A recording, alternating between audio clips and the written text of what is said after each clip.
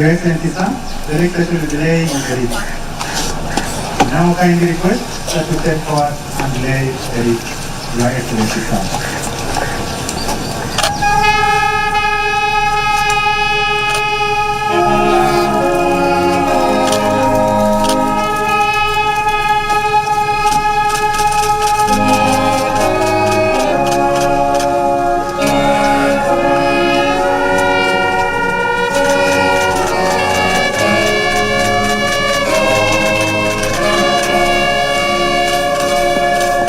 Thank you, Your Excellency, sir. I kindly request that you remain standing for national anthem.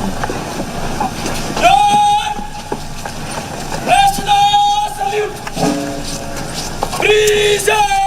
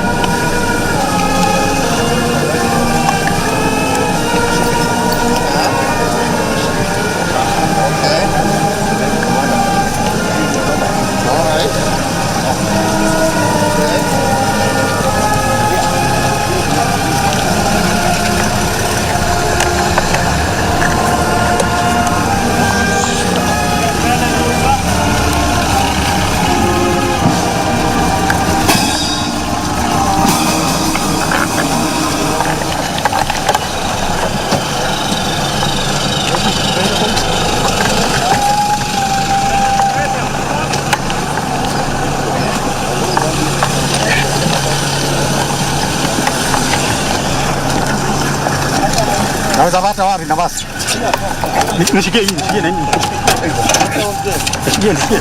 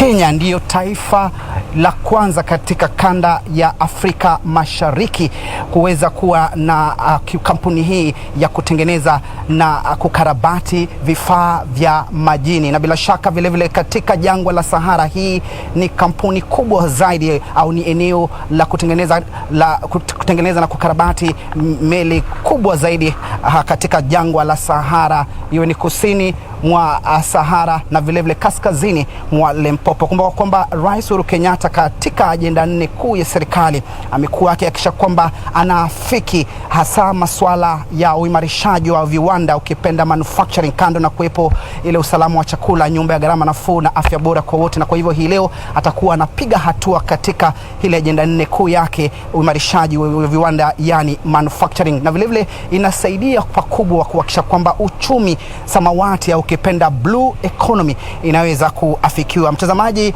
ukarabati au ujenzi wa kampuni hii ya aina yake itaweza kusaidia kukabiliana na swala la ajira hapa nchini, kwa kwamba watu wapatao 300 hapa nchini wataweza kupata ajira, na itakapokamilika watu wapatao 10,000 wataweza kunufaika na kampuni hii ya kipekee hapa kwenye gatuzi la Mombasa. Kumbuka kwamba masuala ya ajira imekuwa kizungumkuti licha ya vijana kuhitimu hawajaweza kupata ajira, na masuala yaweza kwenda segemnege au maji yaliweza kuzidi unga wakati wa chamko la corona. Na kwa sasa najiunga na mwenzangu Juni Karisa ambaye ni mwanahabari mwenza ambaye yeye ukitakambi hapa kwenye gatuzi la Mombasa kutufahamisha yanayojiri.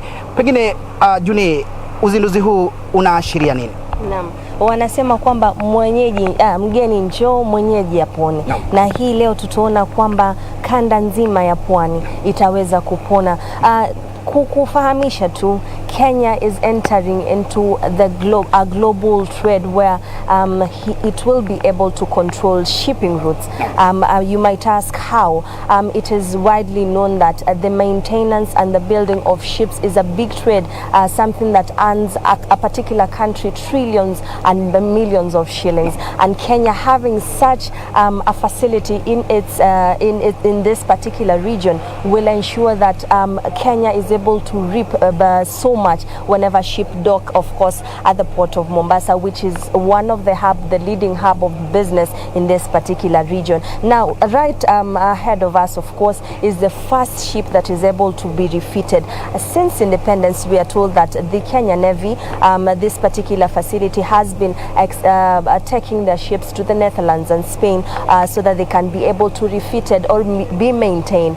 But right now, this is the first boat, of course, we are going to see the ship rather that is going to be refitted in this particular country. And of course, this particular move is going to help the taxpayer be able to save up to at least 3 million shillings for the taxpayers' money. So this is a big save, of course. We are looking into a market where Kenya will be able to refitting and, of course, be able to making of ships in this particular region, not particularly here in Mombasa, but of course the rest of the hub. Another fun fact, of course, that is in this particular region is the president is keen in ensuring that the blue economy agenda is realized in this part of the coastal region. Remember that just a few years ago, it was important that Kenya is able to protect its maritime waters, and this, of course, was done by the launch of the Coast Guard services, and of course that is in effect this particular date. And after that, Kenya was able to launch the Bandari Maritime Academy. This particular academy was to ensure that the locals are able, and not just here in Mombasa County, but of course the rest of the country, and skills that are related to the maritime sector. Immediately after the launch of the Bandari Maritime sector, we also saw the launch of the Liwatoni Sea Hub, where we are able to see that the country will be able to launch a fish processing plant, and of course it will be able to employ several jobs in that particular area. But of course, this particular strides in the realizing of the blue economy agenda needs equipment. And where do we find this equipment? This is the role of the Mombasa Shipyard. Now, just right behind me, as you can see, is the refitting of the Shupavu Kenya Navy ship. And of course, this particular ship is one of its kind. As I've earlier mentioned, is that the Kenya Navy is believed to own 17 ships, and this is part of the ship. And of course, they usually take them to the Netherlands or Spain so that they can have them refitted, maintained, or rehabilitated.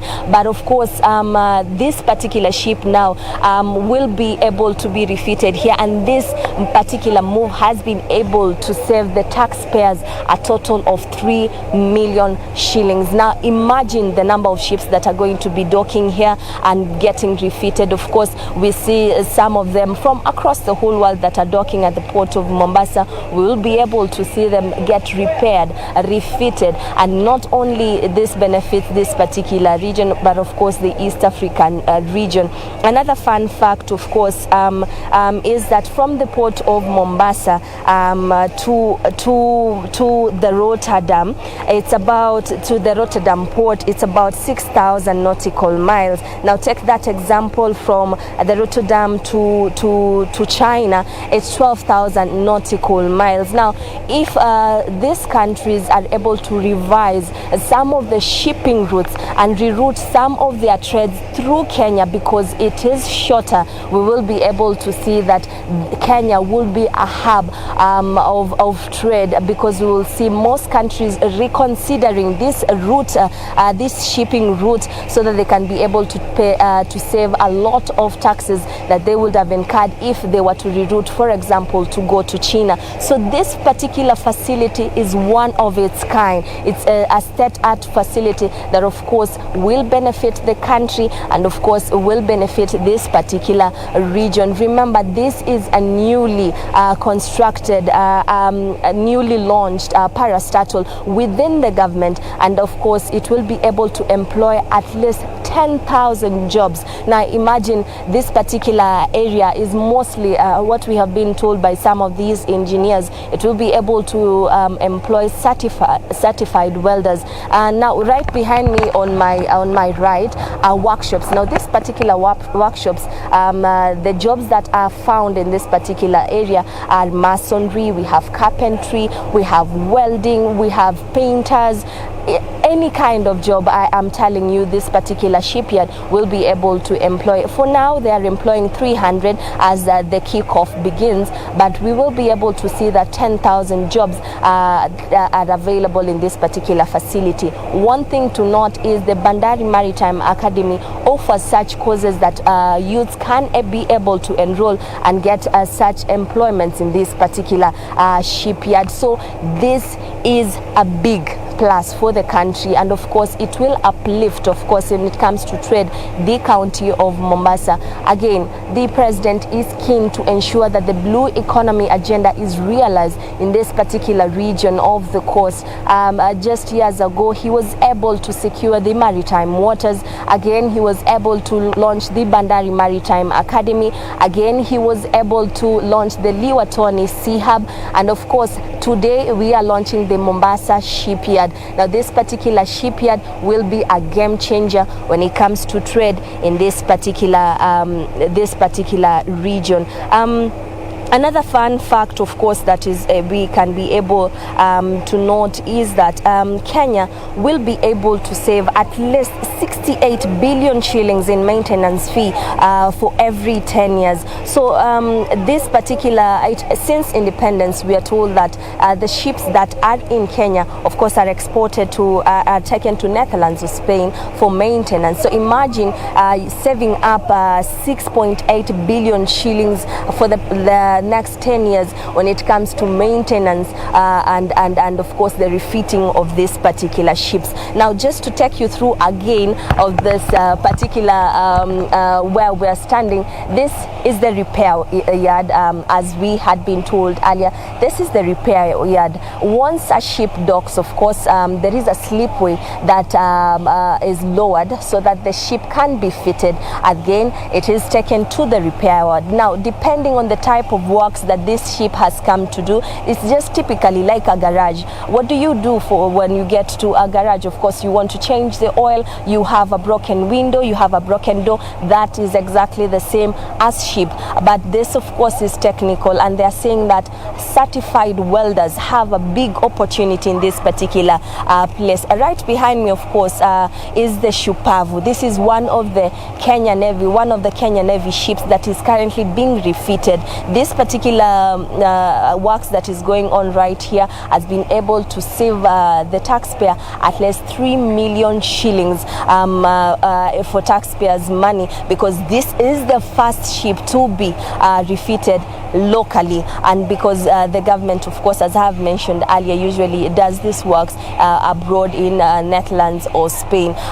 Again, the government also launched its shipping line. Now, this particular shipping line, already the works are in process, but of course we will need ships for us to for the country to have a shipping line. Now, this particular place, of course, will be able to make ships that are estimated to be 140 meters long, and of course this is a world-class ship that is of course being constructed locally here in the country. So you're seeing these are major strides for the country, and for such a state-of-the-art facility to be launched in this particular place, I'm telling you, this is going to be a game changer for, of course, the country. And of course, the Kenya Shipping Yard, the Shipping Yard Limited, is the anchor industry for the blue economy by providing civil and modular infrastructure workshops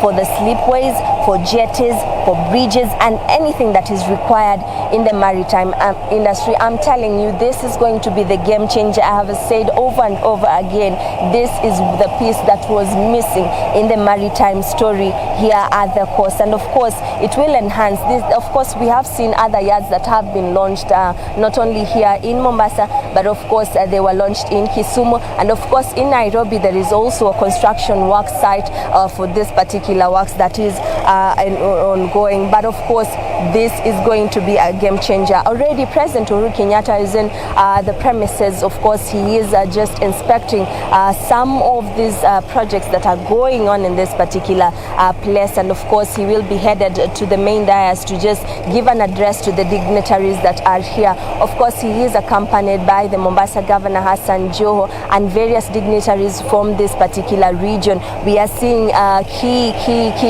guests from the Kenya Defence Forces also amongst them. This particular site belonged to the Kenya Navy, but it was reclaimed by the Kenya Shipyard Limited. This is a new parastatal for the government that is just dedicated for the maintenance and repair and the reworks and of course the construction of new ships in this particular region. This is the first of its kind in East Africa. There is none like so, and this means that this country has more to reap if this sector is exploited fully. One other thing to note is we have, of course, other companies that have been subcontracted in this particular place. We have SECO that has been building boats for, of course, Uganda and Tanzania. So they can come to this particular facility, use the particular facilities that are available here so that they can be able to make boats, and of course that is for a fee. So imagine other companies, more companies like SECO coming to just look for a space here so that they can be able to make ships. Imagine what that means to the economy and of course to this country. So this is a plus for the county of Mombasa, and of course we will be waiting to hear what the president has in store when it comes to the maritime sector here in Mombasa County. So another thing to note is it's just not only the port of Mombasa that these particular works that are currently ongoing. We have the Lamu port that was launched by President Uhuru Kenyatta, whose berths are operational currently and ongoing. So this is just part of the strides to make the maritime dream come true in the coastal region. Another thing also to note is that the president was here just a few months back to launch the popular World Bank program named Chemsfed. That is a program that is meant to sustain the communities that are living just next to the oceans and to be able to give them an alternative livelihood so that they can be able to cushion themselves if the ocean, of course, is not giving good tidings when it comes for the harvest. So that is a project that the president himself directed that it should commence beginning January, people to be given grants that they would have applied for. So you see that the government is committed in making sure that the maritime sector in this particular region reaps benefits. And of course, this is a game plan that President Uhuru Kenyatta came up with. And of course, we will be able to hear from him soon what exactly he has in store for us. But my colleague Timothy Kipnusu, what do you have for us on the other side?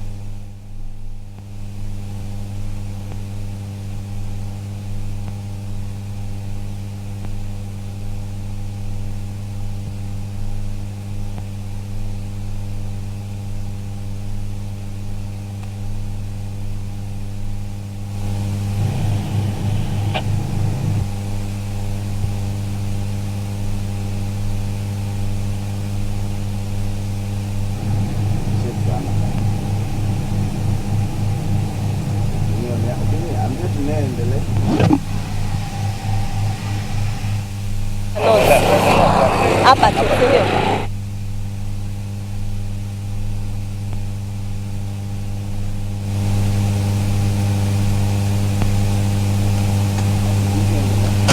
Na asante sana mwenzangu Johnny Karisa kwa kutupa kwa ufasaha na ustaha uzinduzi huu muhimu zaidi, ambayo bila shaka Rais Uhuru Kenyatta akizindua kampuni mpya ya kutengeneza na kukarabati vifaa vya majini hapa kwenye gatuzi la Mombasa. Siku ya kihistoria, mpenzi mtazamaji, manake bila shaka ni kifaa au kampuni ya aina yake katika jangwa la Sahara, kusini mwa Sahara na hata kaskazini mwa Limpopo. Na vile vile ni muhimu uweze kufahamu mtazamaji kwamba hii ni kifaa cha aina yake na cha kipekee katika kanda ya Afrika Mashariki. Kwa hivyo Kenya kama taifa tumepiga hatua, na Rais Uhuru Kenyatta kumbuka kwamba katika ajenda yake 4 kuu ameweza kuangazia zaidi uimarishaji wa viwanda kando na zile ajenda 4 zingine 3, na hii leo bila shaka vile vile atakuwa na sukuma ile ajenda yake ya kuhakikisha kwamba anahafiki uchumi samawati au kipenda blue economy, baada ya kuzindua rasmi kampuni hii ambayo ni asasi mpya ya kiserikali. Mtazamaji, kumbuka kwamba mtazamaji, pindi tu itakapokamilika kampuni hii itaweza kuajiri watu wapatao 10,000. Kwa sasa itaweza kuajiri tu 300, lakini pindi itakapokamilika basi itakuwa inaajiri watu 10,000. Na rais yuko hapa kuzindua rasmi akiandamana na mkuu wa majeshi Jenerali Robert Karioki Kibochi, hali kadhalika kamanda mkuu wa jeshi la wanahewa ukipenda Kenya Navy, ambaye bila shaka ni Meja Jenerali Jameson Motai, kuweza kushuhudia uzinduzi huu muhimu zaidi, uzinduzi wa kihistoria. Na ni vema uweze kufahamu mtazamaji, miezi michache iliyopita Rais Uhuru Kenyatta alikuwa hapa kuzindua kituo maalum cha Kenya Coast Guard au walinzi wa pwani wa Kenya, na vilevile alizindua kiwanda cha kutengeneza samaki, na hali kadhalika akaweza kuzindua chuo cha mafunzo ya masuala ya baharini. Kwa hivyo rais amekuwa mstari wa mbele kuhakikisha kwamba vilevile Kenya inapiga hatua kubwa katika masuala ya uchumi samawati, blue economy. Na vilevile ni vema uweze kufahamu kwamba pindi mwaka 1921 mtazamaji, uzinduzi huu rasmi uliweza kufanyika. Ni miaka 3 imepita tangu uzinduzi huu uliweza kuanzishwa rasmi na kampuni ya Damen kutoka Uholanzi. Kumradhi, ni mwaka 2018 mwezi Juni. Na ni vema vilevile mtazamaji uweze kufahamu kwamba shughuli hii nzima inaendeshwa na ile jeshi la wanamaji, yani Kenya Navy. Manake uzinduzi huu utasaidia pakubwa kuwapa nafasi muhimu ya kupambana na tishio lolote la kigaidi majini, manake hilo ndilo jukumu lao kubwa zaidi hapa nchini. Na mtazamaji, ni vema vilevile uweze kufahamu Rais Uhuru Kenyatta atakapokuwa anazindua rasmi kituo hiki, basi kuna baadhi tu ya sekta ambazo zitaweza kunufaika mtazamaji, ikiwemo ile sekta ambayo imezingatia zaidi utengenezaji wa makarakana, na vilevile sekta ambayo inahakikisha kwamba baadhi tu wale wamefuzu katika taasisi tofauti ya elimu, iwe katika taasisi ya ufundi au vyuo vya anuai, wanapewa nafasi hapa kuweza kutumikia taifa hili kwenye kampuni hii mpya ambayo ni ya kutengeneza na kukarabati vifaa vya majini.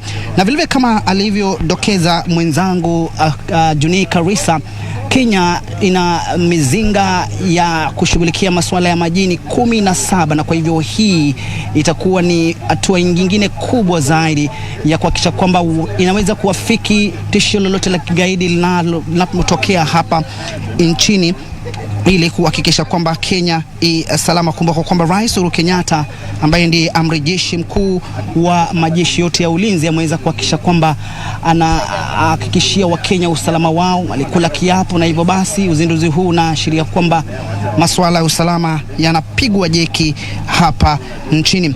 Na mtazamaji, Rais Uhuru Kenyatta atakapokuwa anazindua rasmi kampuni hii, kuna ile kampuni moja ya kibinafsi inaitwa Sekoro, na kampuni hiyo ndiyo itakuwa kwenye kipaumbele kuhakikisha kwamba masuala ambayo yanahusiana na utengenezaji wa vifaa vya majini, ukarabati wa vifaa vya majini inaweza kuwafikiwa.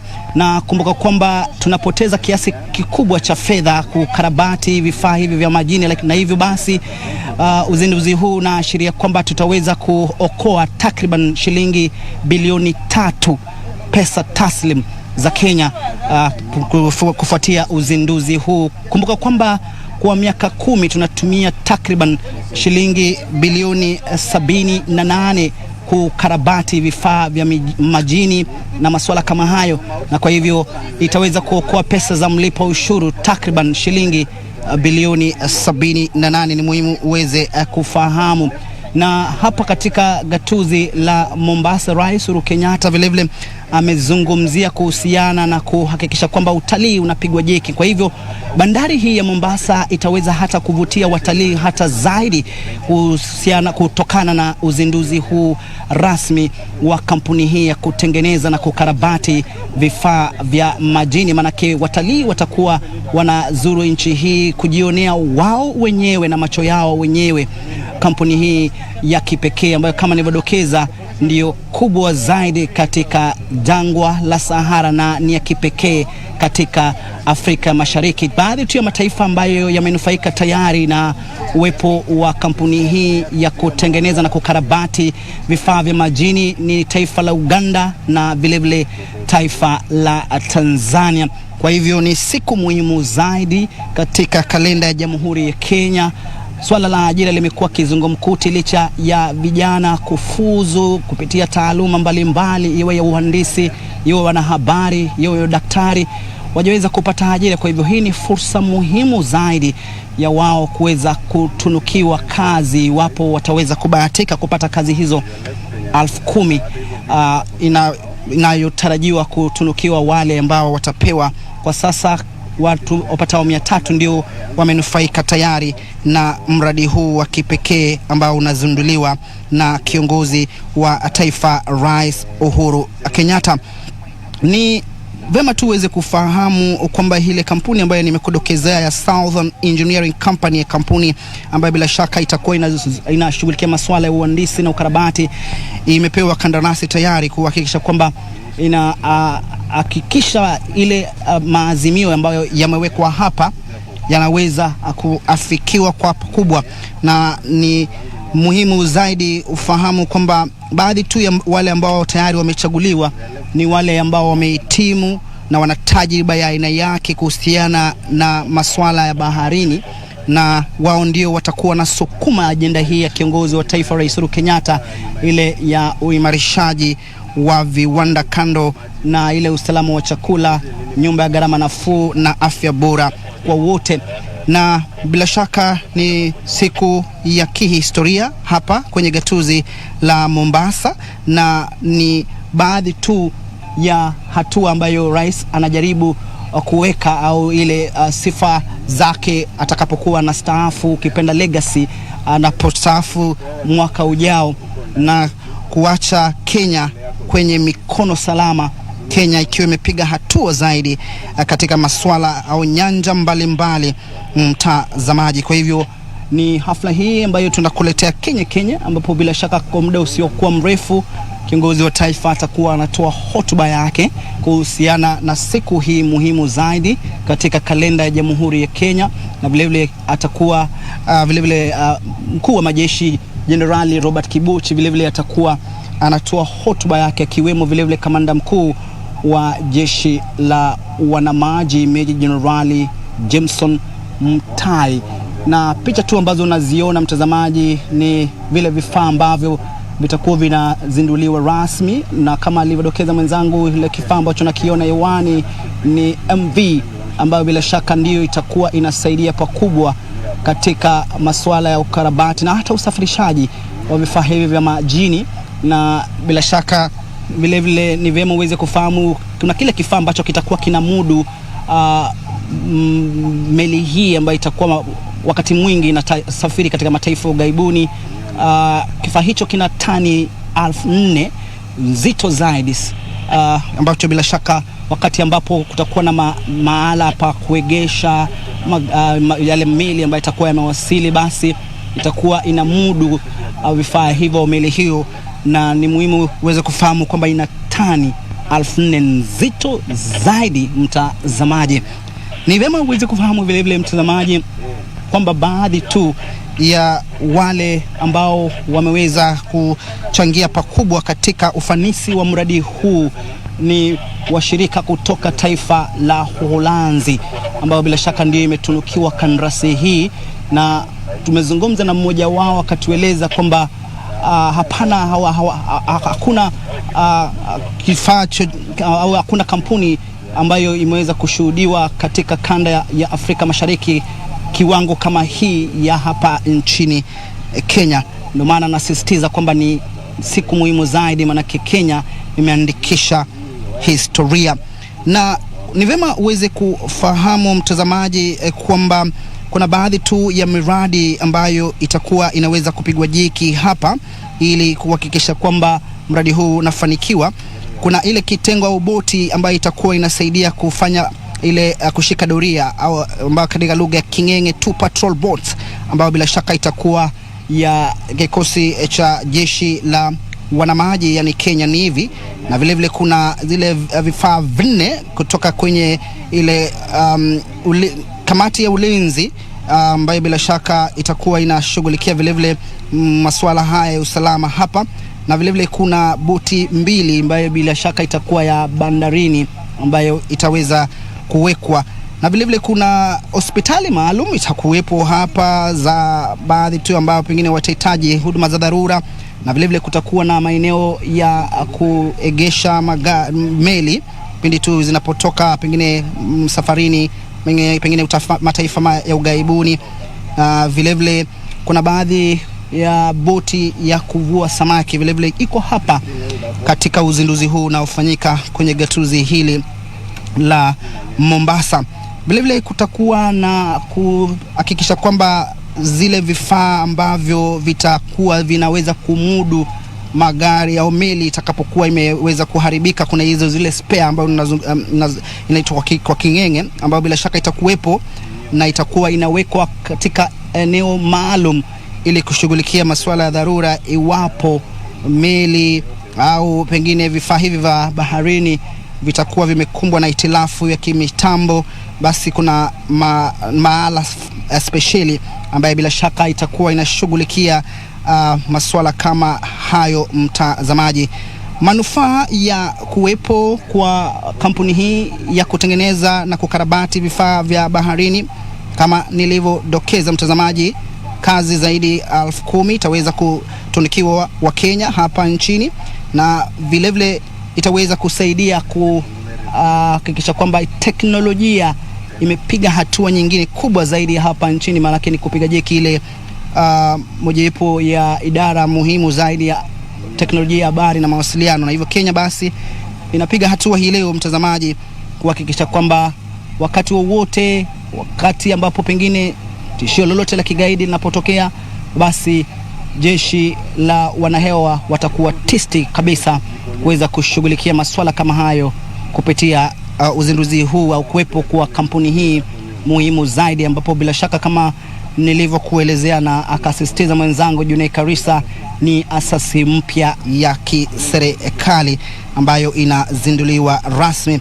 Na vile vile ni muhimu uweze kufahamu kwamba rais ameweza kutekeleza miradi kadha wa kadha tangia alipochukua hatamu za uongozi, na hivi majuzi tu ameweza kuhakikisha kwamba baadhi ya wale ambao wako kwenye mstari wa mbele kuhakikisha Wakenya wasalama wana vifaa vya kutosha, iwe ni jeshi la wanamaji yani Kenya Navy, jeshi la nchi kavu Kenya Army, na jeshi la wanahewa yani Kenya Air Force, wanapata vifaa vya kipekee, vifaa ambavyo vitaweza kuwasaidia kuhakikisha kwamba tunapiga hatua au tunapambana na gaidi au tishio la kigaidi lolote lile ambalo pengine linaweza kutukumba kama taifa. Na hivi majuzi imekuwa kizindua miradi tofauti katika kambi tofauti ya kijeshi, iwe ni kuhusiana na kupiga jeki masuala ya afya, manake afya bora kwa wote ni mojawapo ya ajenda yake 4 yake serikali. Vile vile ameweza kuhakikisha kwamba baadhi tu ya vituo ambavyo vinajengwa katika kambi za kijeshi zinaweza kuwapa huduma kwa haraka iwapo watahitaji msaada mtazamaji.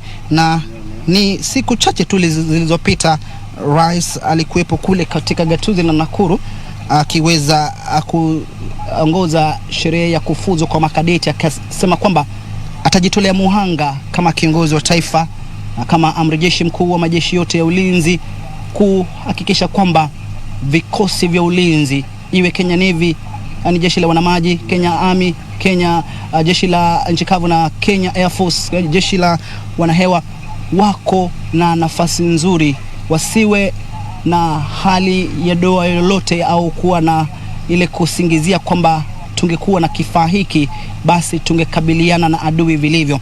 Kwa hivyo rais amehakikisha kwamba kuna mandhari ya kuvutia kwa kuhakikisha kwamba anajenga vituo vya afya, mandhari ya kuvutia, kuzingatia vile vile kuwepo kwa wale madaktari ambao wamehitimu kushughulikia masuala ya kidharura na masuala kama hayo mtazamaji.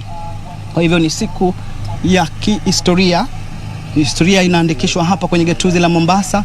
haijakuwepo kampuni kama hii tangia marais au watangulizi wake wachukua hatamu za uongozi. Kwa hivyo hii itasalia kwenye daftari za kumbukumbu na itakuwa ni mojawapo ya masuala ambayo Rais Uhuru Kenyatta ameweza kuafiki katika uongozi wake wa miaka 10 atakapokamilisha mwaka ujao kuwepo kwa kampuni hii ya aina yake. Na tayari unavyotizama baadhi tu ya viongozi wameketi kusubiri hotuba ya kiongozi wa taifa. Tueleze kunani kuhusiana na kampuni hii, anashirikiana na mataifa mangapi kuhakikisha kwamba kuna ufanisi wa kutosha kuhusiana na uwepo wa kampuni hii ya kutengeneza na kukarabati vifaa vya majini, ukipenda Kenya Shipyard Limited. Na ni muhimu vile vile mtazamaji uweze kufahamu kwamba matukio ya hivi majuzi tu ambayo yaliashiria kuna tishio la usalama, hii inamweleza yule ambaye anapanga njama yoyote ile kwamba taifa tayari limejiandaa kukabiliana na tishio lote la ugaidi majini, ardhini na hata hewani. Kwa hivyo ni zoezi muhimu zaidi ambalo bila shaka linafanyika hapa kwenye gatuzi la Mombasa, saa eneo bunge la Likoni. Kwa sasa ninakurejesha kwa mwenzangu Juni Karisa upande ule aweze kutufahamisha zaidi.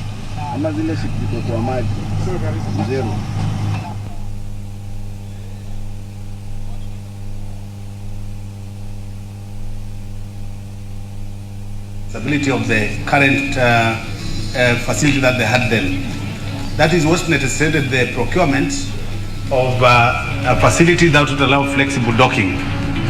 In the process, it was established that what was procured had a surplus capacity, which could be used to serve other government ministries, departments, and agencies. And this proposal was forwarded to the cabinet for consideration. It was favorably considered, and hence Kenya Shipyard Limited was backed. Number one, to provide for the specialized security requirements of the Kenya Navy, but also to provide for other governments, departments, ministries, and agencies.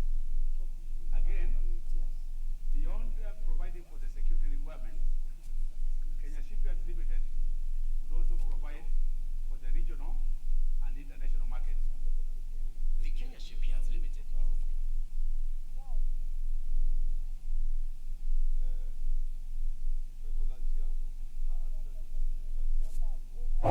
Just about to arrive, and of course he will be inspecting some of the works that the various engineers have been doing in the Shupavu vessel. Now this particular vessel, of course, we have mentioned is the first to be refitted locally, and it belongs to the Kenya Navy. This particular vessel has been able to save the taxpayer 3 million shillings just to be refitted here in Kenya and Mombasa at its headquarters at the Mombasa Shipyard. Now this particular place right in front of the Shupavu vessel is the slipway, and it's 400 tons. This particular facility, of course, was procured by the Kenyan from the Kenya Navy after the edging of the synchro lift. The contract of the design, of course, and the construction of this particular slipway was awarded to MS Damen. It is a particular company from Netherlands, and of course it began construction of the slipway from June 2018, and today is the grand unveiling. And as you can see, this is the state of the art state-of-the-art facility in this particular region, the East African region, and it is expected to bring, to uplift the economy of the country when it comes to shipping routes and the maritime sector as a whole. So this particular slipway, it was before they started the construction works. It was found to possess excess potential that, of course, will contribute to the country's economy. So it was transferred to the Kenya Shipyards Limited. This, of course, is what is being unveiled today, is a newly launched incorporated state-owned company, and of course its core mandate is just to make sure that there is construction works of ships, conversion and midlife refit, the repair, maintenance and of the maritime vessel, and of course some of its structures and facility. So this particular slipway is divided into three. This, of course, where we are standing on is the main repair yard. There is a large parking building. There is a small parking building on the left of your screen, and of course the slipway where these large vessels will be docking before being parked at the repair ward. So this, as we have mentioned, is a big plus for the country. It is going to earn the country so much. The port of Mombasa is just opposite this particular yard, and of course the port of Mombasa is the hub of business in this particular region, and of course so many ships dock take and dock containers in this particular place. It is also a transit port for most goods, and of course if this particular facility exists, then of course monies will be ripped off, as these ships can be repaired by our local mason welders, of course, who have been trained by the Kenya Shipyard Limited. We understand that some about 400 welders, certified, ISO certified welders, have been trained by the Kenya Shipyard, and of course they will be, of course, employed in this particular yard. This yard has the capacity to employ a total of 10,000 people. Right about now, we have seen that 300 jobs have already been availed to the public, and we expect that 10,000 more are employed in the near future. Now, there's some of the construction works that are currently ongoing. Of course, the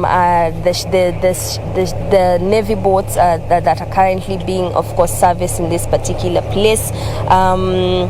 It is looking to construct two patrol boats for the Kenya Navy, 4 OPVO for the Kenya Coast Guard Service, 2 tugboats for KPA and hospital ships, landing zones, piers and fishing boats. So of course it will be a beehive of activities once this particular place is launched, and the direct beneficiaries, who is its immediate neighbors, the Kenya Navy, will benefit from 2 patrol boats. So we are looking to see this dream realized in the near future.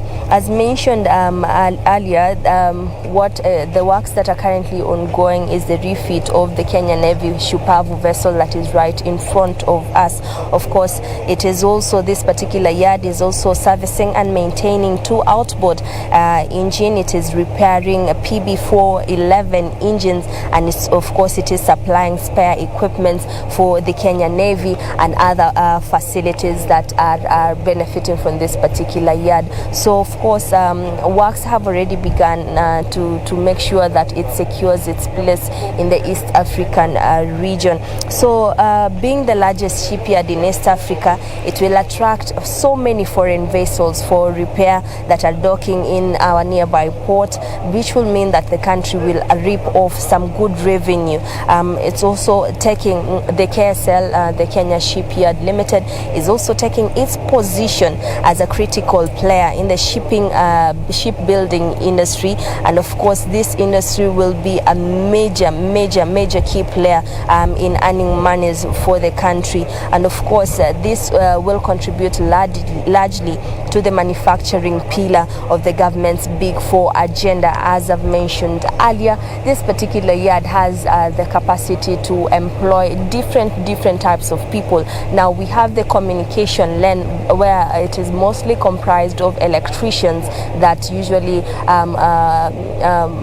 construct the communication pathway of the vessel. We also have masonries who are here. We have just been told they make tiles of bathrooms inside the ship. We also have mechanical works that are currently ongoing. As of course you're aware, the ship have to be painted, so the painters are here and of course are continuing with such works in this particular shipyard. So of course 10,000 jobs will be available here, and for the youth, for them to tap into this particular job market, they can be able to train. I'm told these particular courses of course are available at the Bandari Maritime Academy, and of course they are training certified maritime specialists who can of course be absorb into the maritime sector and in different departments such as this shipyard. So the maritime transportation is the predominant mode of movement, of course, of cargo globally. It is cheaper, apparently it is cheaper for vehicles to dock here and make their repairs here when it comes to nautical miles, as opposed to for example moving to China. This particular hub, if exploited to its potential, it will be a game changer, I'm telling you, for the country. Apart from of course providing jobs, a national shipbuilding strategy has multiple of course impacts to this particular ecosystem. Of course small and medium enterprises of course can be subcontracted to supply building materials that can be used to build some of these shipyards. So it's a ripple effect. We have indirect and direct job opportunities that will be provided for this particular shipyard. So of course if you have for example the type of timber that is being used, the type of metals that are being used to build, of course this is an opportunity to clench a subcontract with them of course and provide materials. So you will see that most business will have to benefit from this particular business. So apart from employing the thousands of people, of youth in particular, who are being advocated to undertake trainings in the maritime sector, this particular shipyard will also have a ripple effect into the small and medium enterprises that will be subcontracted to provide as building materials for the shipyard. So of course again this is a big milestone. If you compare this particular milestone to what developed countries and developed ports are doing, Kenya has made a significant strides. Seco is just right near this particular facility. Is a company that of course makes such kind of boats, and of course it has partnered of course with the shipyard to have space so that they can be able to make more vehicles. We have seen them make of course vehicles for Tanzania and Uganda, and of course we are seeing that most of them will be assembled here, if not constructed here. So we are looking forward to so much more from this particular shipyard. Once President Uhuru Kenyatta unveils this shipyard today, it's going to be a game changer of course for this particular region. Mombasa County has so much to benefit. Just a few years back, the president came here and secured its maritime waters. These maritime waters include the Bandari, the Coast Guard services that were able to man waters 24 hours and put up a surveillance system that will enable it to make sure that the waters are secured each and every time. The second thing that he did was to launch the Bandari Maritime Academy, but for now we've seen that they entered into a partnership with MSC to ensure that they are exporting some of these certified graduates from this particular institution.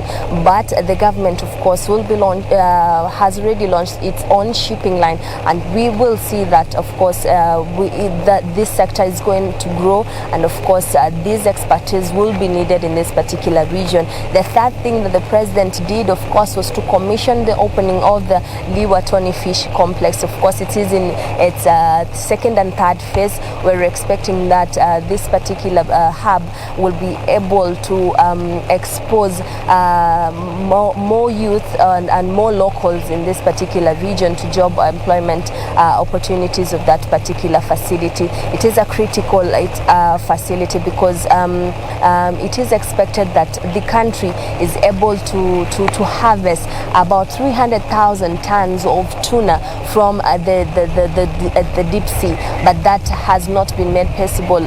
According to some of the fishermen, of course, fishing vessels have hindered them to, of course, be able to achieve this particular target.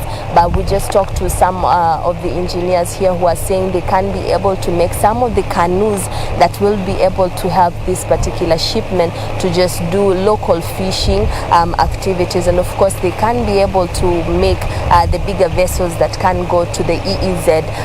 They can be able to harvest more fish and achieve that particular target for the country. So if exploited, of course, and if supported as such works like the shipyard, of course Kenya is going to greater heights when it comes to the maritime sector. So this is a great strides for the country.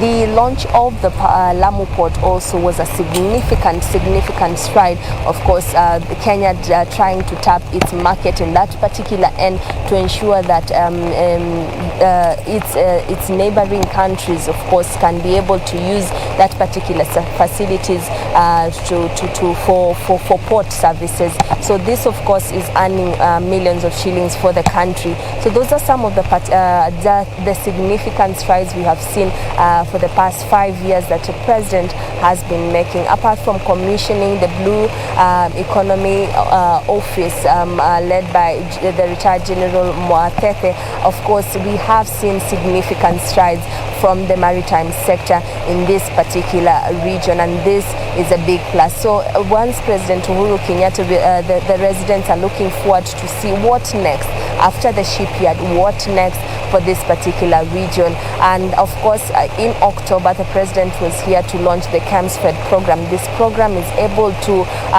complement the fishing activities that the fishermen do. As you are aware that the ocean has its season. So in the low seasons, what do some of these fishermen do?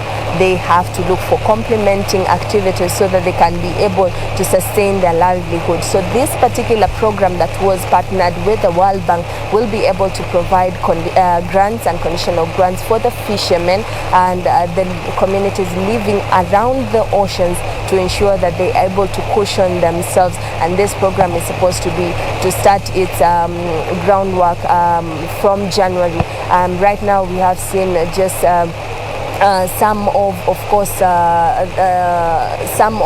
the meetings, of course, with some of the influencers of this particular program. But we expect in January, as directed by President Uhuru Kenyatta, these monies will be pumped to this particular persons who will have applied for the particular grant. So this, of course, again, President Uhuru Kenyatta has made significant strides when it comes to the blue economy here at the coast region. Mombasa County has the most to benefit as it hosts a number of this particular project, and this is the latest to be hosted in this particular county.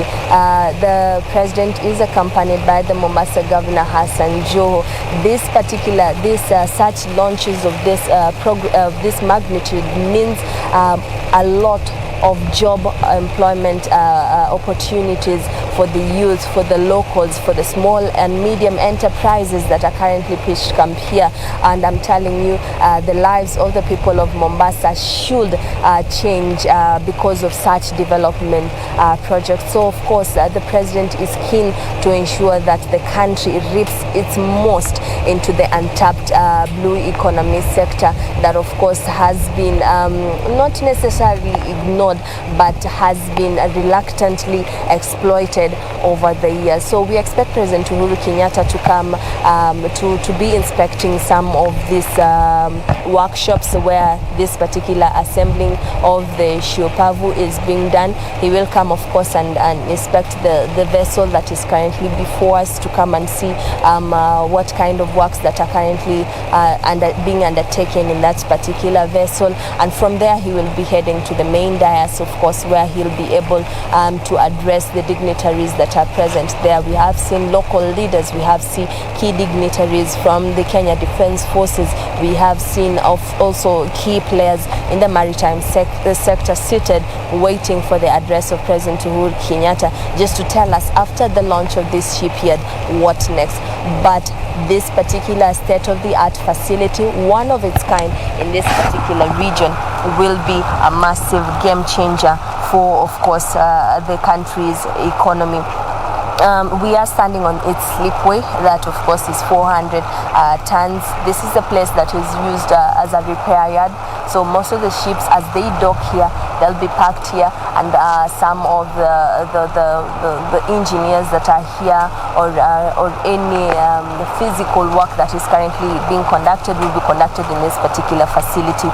So currently the designing of this particular slipway has been done by the Damen company from Netherlands, and it began its construction from June 2018.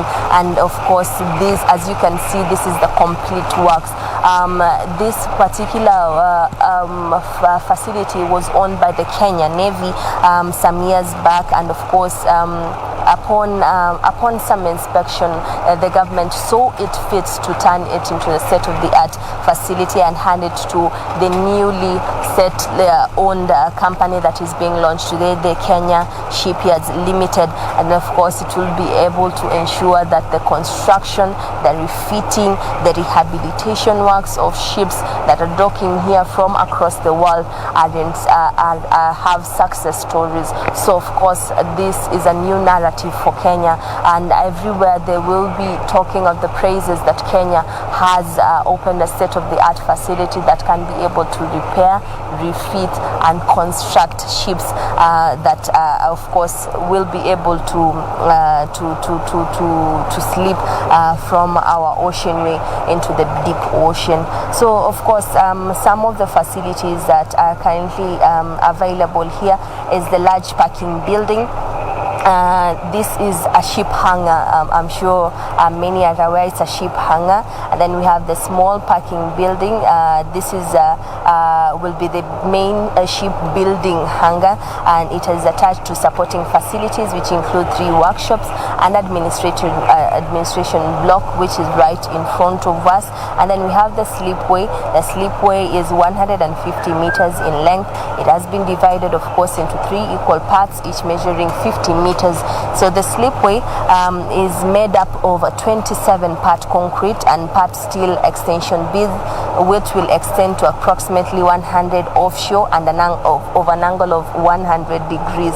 So it comprises of a top and bottom wedge cradle which will transverse along the slipway beams while docking a vessel. So the general works of this particular place will include water tanks, plants, drainage, gutter, powerhouse, generator, inflator, among other facilities. So the shipyard, this particular Shipyard Limited, once launched today, it has already secured some future projects which include the construction of 2 patrol boats for the Kenya Navy, and of course for the Kenya Coast Guard it will be able to build 4 OPV boats and 2 tugboats for the Kenya Ports Authority. It will be able to build hospital ships, landing zones, piers and fishing boats. So this is a game changer for the country.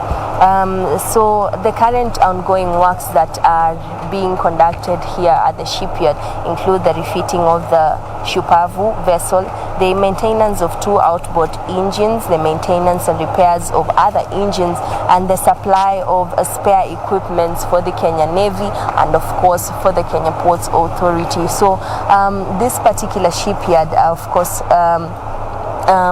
will be able to make good revenue, meaningful revenue for the country.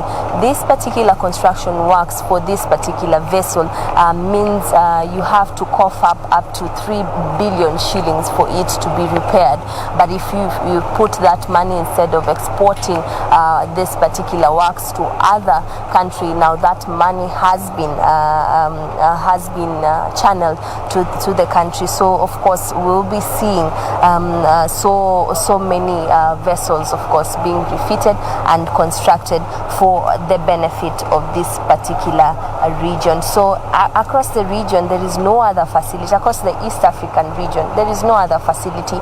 Kenya has made its meaningful stride and is the first to make sure that in the sub-Saharan African south of the Sahara, north of the Limpopo, it's the first time that it has a capacity. Kenya has the capacity of building ships that are larger than a standard football field. So the KSL, it has the capacity of building ships that, of course, that are 150 meters long and has a tonnage capacity of 4,000 tons. So this is just a dream that, of course, they are certain it will be realized in the near future. So the Kenya, of course, is the first country in East coast of Africa to establish this particular footprints in the building and maintenance of ships. And now the global maritime trade value, of course, is around 5.6 trillion, and it passes through the east coast of Africa. So this means that Kenya will for the first time have the chance to access that particular amount of 5.6 trillion US dollars of the trade, and it will have a meaningful impact for the country, because essentially KSL is a garage where the ships can come and be repaired and be maintained. So if this particular trade has 5.6 trillion shillings to spare, of course Kenya will be able to tap in this particular market. Now KSL, of course, will for the first time in Kenyan history employ certified ship welders. Now the essential employers of a shipyard are welders.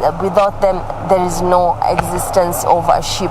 Now, if these welders are not internationally certified, then ships cannot be issued. So currently, the ship welders in Kenyans are foreign, but that story is about to change. So far, KSL has trained 52 Kenyan international certified welders. Now, this will raise the ship welding standards to greater heights.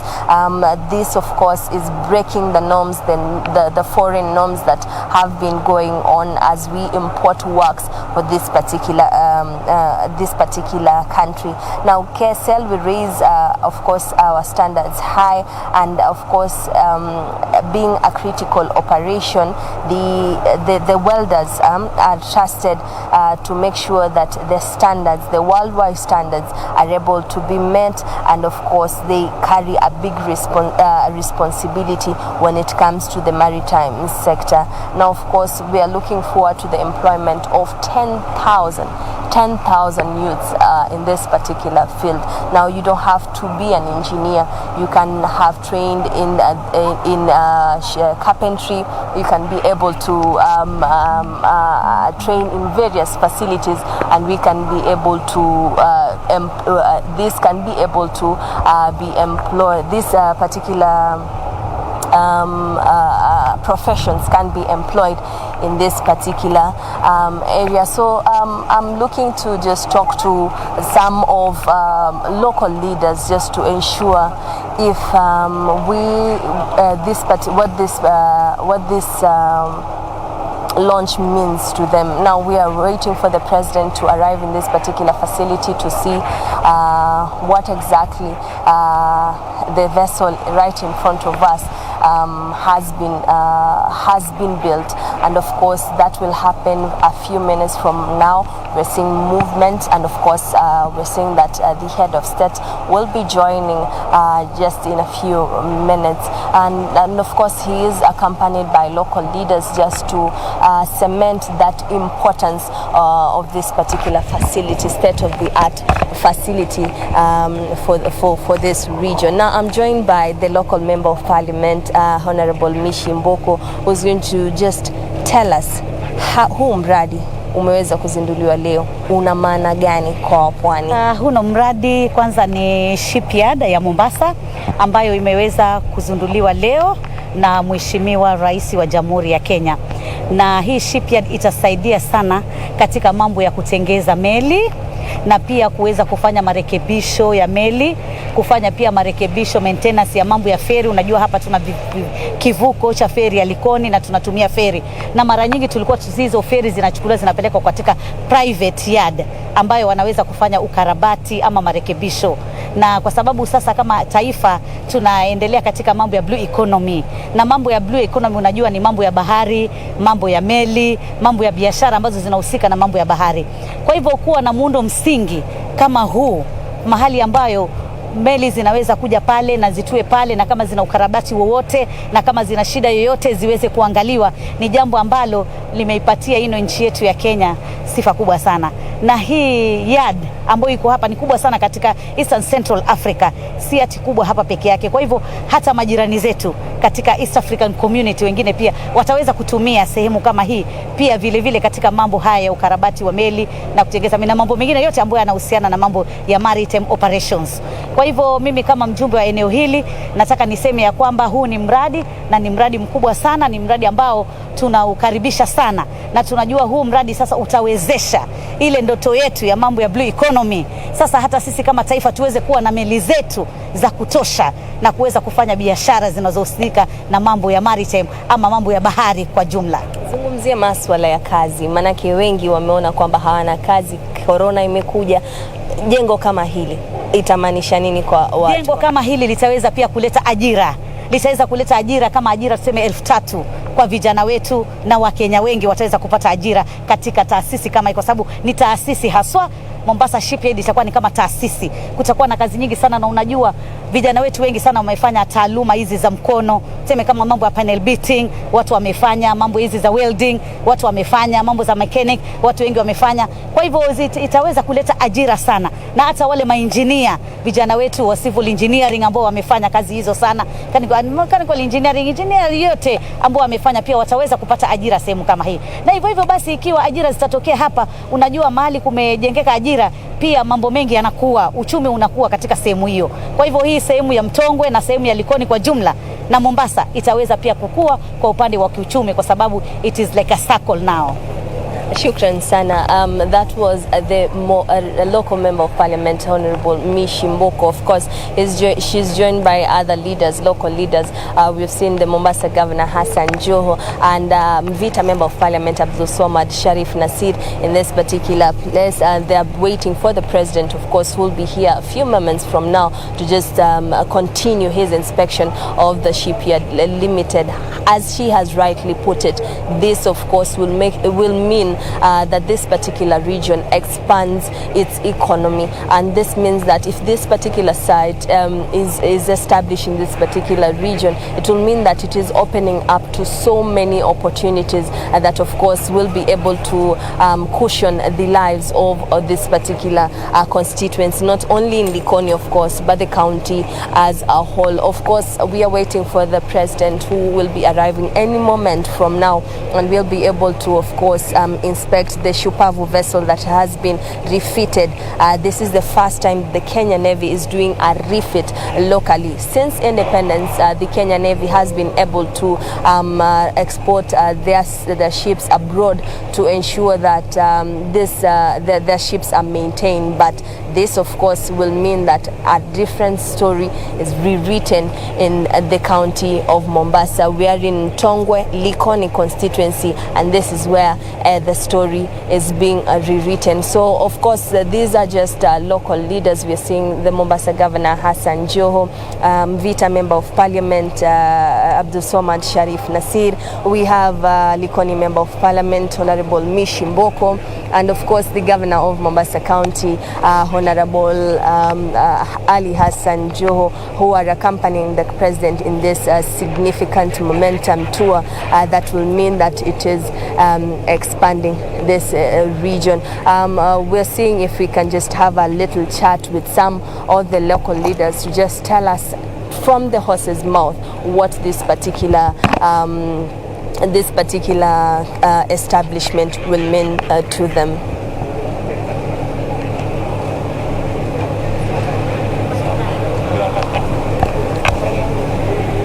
So right, we're waiting for President Uhuru Kenyatta. He's arriving any moment from now. He's going to expose, he's going to inspect the construction, the refitting of the Kenya Navy shipping vessel Shupavu right in front of us. And of course, this is the first time that we are doing such works locally. And of course, it has been able to save the taxpayers a total of 3 billion shillings. And of course, it will make sure that employment opportunities here are fully exploited. Right, it's not only the employment of people here at the shipyard, but of course, indirectly, small and medium enterprises will benefit from this particular establishment. So, of course, we are looking to see this particular journey realized in this particular region. So, we are joined also by some various Defense and Foreign Relations yes, Committee. just to explain to us what exactly this particular launch of the state-of-the-art facility of the shipyard means to this particular region and of course for the country as a whole. Let's start with your name and of course just give us a few remarks. Asante sana. My name is Ogesi Kivai. Mimi ni mbunge wa Vihiga, Western Kenya, na member of the Defense and Foreign Relations Committee. Now, this is the committee that oversees the Ministry of Defense, among other agencies. Now, this project, as you know very well, right now, the Parliament is in charge of the budgetary aspects of all the ministries under them as part of their oversight. Now, when the proposals came to the committee, this was sometime for around 2018, the committee looked at the proposals and it made sense. It was a project that actually could justify itself. One, because already we were spending so much money taking our ships, our equipment to Italy and the Netherlands, and we were spending a lot of money. Now, the proposal here was that we have a facility, and there are not many of them in Africa. In fact, I'm reliably told, apart from Durban and somewhere in Egypt, Kenya could be the third country with it. So if you look at the financial justification and the security justification of this project, it all met the requirements, because security-wise, this project has a security component in that our security agencies like the Kenya Navy, their equipment they are able to build, repair, and all sorts of things. But then there is a civilian element whereby this facility will be available to government and other agencies and international to bring the equipment here and get them repaired. Now, in terms of financial justification, I think this is a project that will pay back very quickly. We've done an analysis and we've realized this is one of the projects that will be able to pay back as quickly as possible. What we are urging Kenya Shipyards is to go out there and let the world know that Kenya now has this state-of-the-art equipment available. So we are excited to be part of this. We are excited. We were here when they were laying the foundation ground, and it's very good to come back and see a project that is now fully completed. Asante sana mheshimiwa. Thank you. We are continuing with the president's inspection. I hand it back to you, Kipnusu, to continue.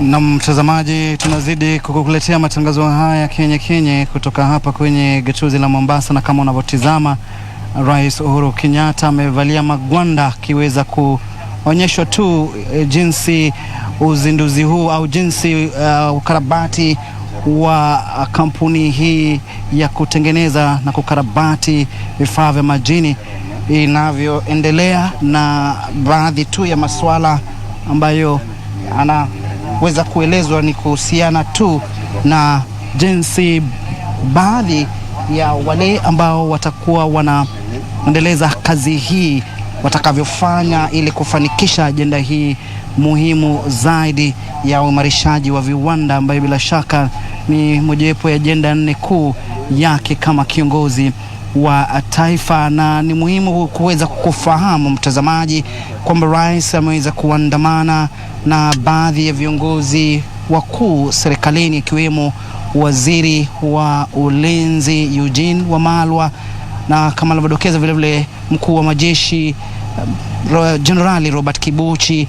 Hali kadhalika kuna yule kamanda mkuu wa jeshi la wanamaji yani Kenya Navy Major Generali Jameson Mutai, na vile vile kiongozi wa chama cha ODM Raila Odinga ni mojawapo viongozi ambao wamefika hapa kushuhudia uzinduzi huu wa kihistoria.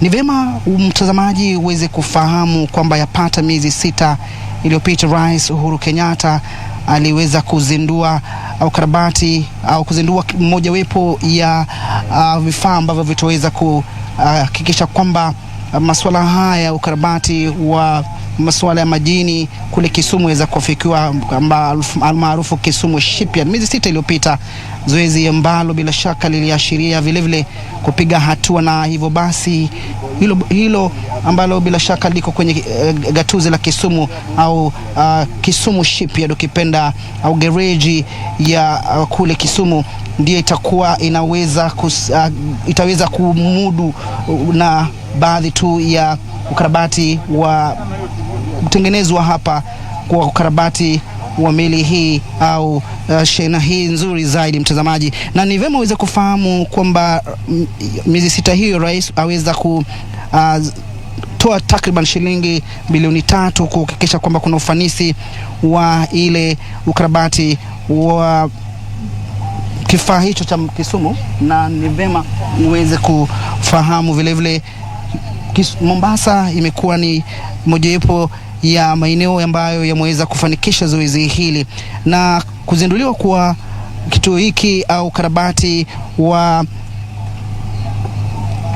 itaweza kusaidia pakubwa mtazamaji kuweza kumudu zile vifaa vya 31 katika treni au shirika la reli nchini.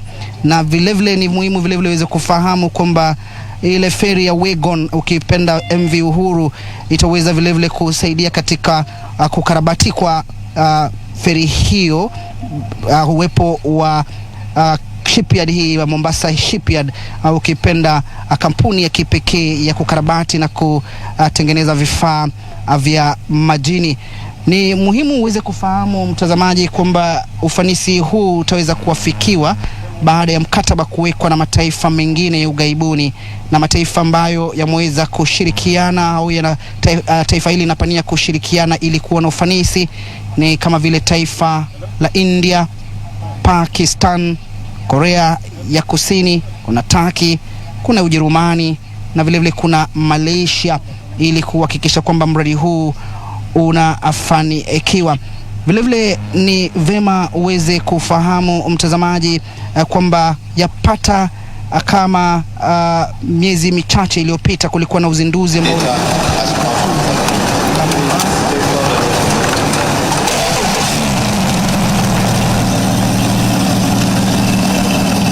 itasaidia kuona ufanisi unapatikana hapa nchini kuhusiana na kuwepo kwa kampuni hii ya kutengeneza na kukarabati vifaa vya majini. Na kama unavyotazama tu, Rais Uhuru Kenyatta anazidi kuelekezwa kuhusiana na jinsi kampuni hii au asasi hii ya kipekee serikali itakavyochukua uongozi na kuweza kuhakikisha kwamba ile Kisumu Shipyard ambayo bila shaka ilizinduliwa miezi 6 iliyopita inaweza kufanikiwa au inaweza kuhakikisha kwamba malengo yake yanaweza kutimizwa. Na ni muhimu mtazamaji vile vile uweze kufahamu kwamba vile vile Rais Uhuru Kenyatta alizindua kituo cha kutengeneza samaki hapa kwenye gatuzi la Mombasa miezi michache iliyopita vile vile, na vile vile akaweza kuzindua kituo cha walinzi wa pwani ambayo bila shaka katika lugha ya King'eng'e Kenya Coast Guard, na hiyo inaashiria kwamba tumepiga hatua vile vile katika taifa kuhusiana na masuala ya baharini, yani au kipenda kuhakikisha kwamba uchumi wa baharini au unavyodokeza blue economy inaweza kuafikiwa, uchumi wa rasilimali za majini inaweza kuafikiwa mtazamaji. Na baadhi tu ya masuala ambayo Rais Uhuru Kenyatta ameyapa kipaumbele ni kuhakikisha kwamba vile vile baadhi tu ya wale ambao wanatunukiwa kazi hapa, watu wapatao 10,000 wanakuwa ni wenye kuhitimu, kuhakikisha kwamba ufanisi unapatikana katika zoezi hili au kuwepo kwa kifaa hiki cha aina yake mtazamaji hapa nchini. Kama nilivyodokeza, ni mojawapo ya kifaa kipekee ambayo katika eneo la kusini ya jangwa la Sahara ndio kubwa zaidi, na katika kanda ya Afrika Mashariki hii ndio kampuni ya kipekee ambayo bila shaka itakuwa inawezesha kuhakikisha kwamba safari za majini, ukarabati wa baadhi ya vifaa ambavyo vimeharibika katika gatuzi la Mombasa, katika taifa letu la Kenya na mataifa ya ughaibuni kama vile Uganda na Tanzania ambayo ndio imekuwa washirika wakuu, wanaweza kupata msaada kupitia uzinduzi huu wa kipekee hapa kwenye gatuzi la Mombasa. Ni vyema vile vile ufahamu mtazamaji kwamba yapata kama miaka 4 iliyopita kulikuwa na baadhi tu ya wale ambao walikuwa wameazimia kupitisha masuala kuhusiana na uchumi wa baharini, na hii leo basi ndoto hiyo imetimia. Manake Kenya sasa inapiga hatua kuhusiana na masuala ya baharini kama mataifa ambayo yamestawi kama vile Pakistan, India na Korea Kusini na mataifa mengine ambayo tayari nimeshataja mtazamaji.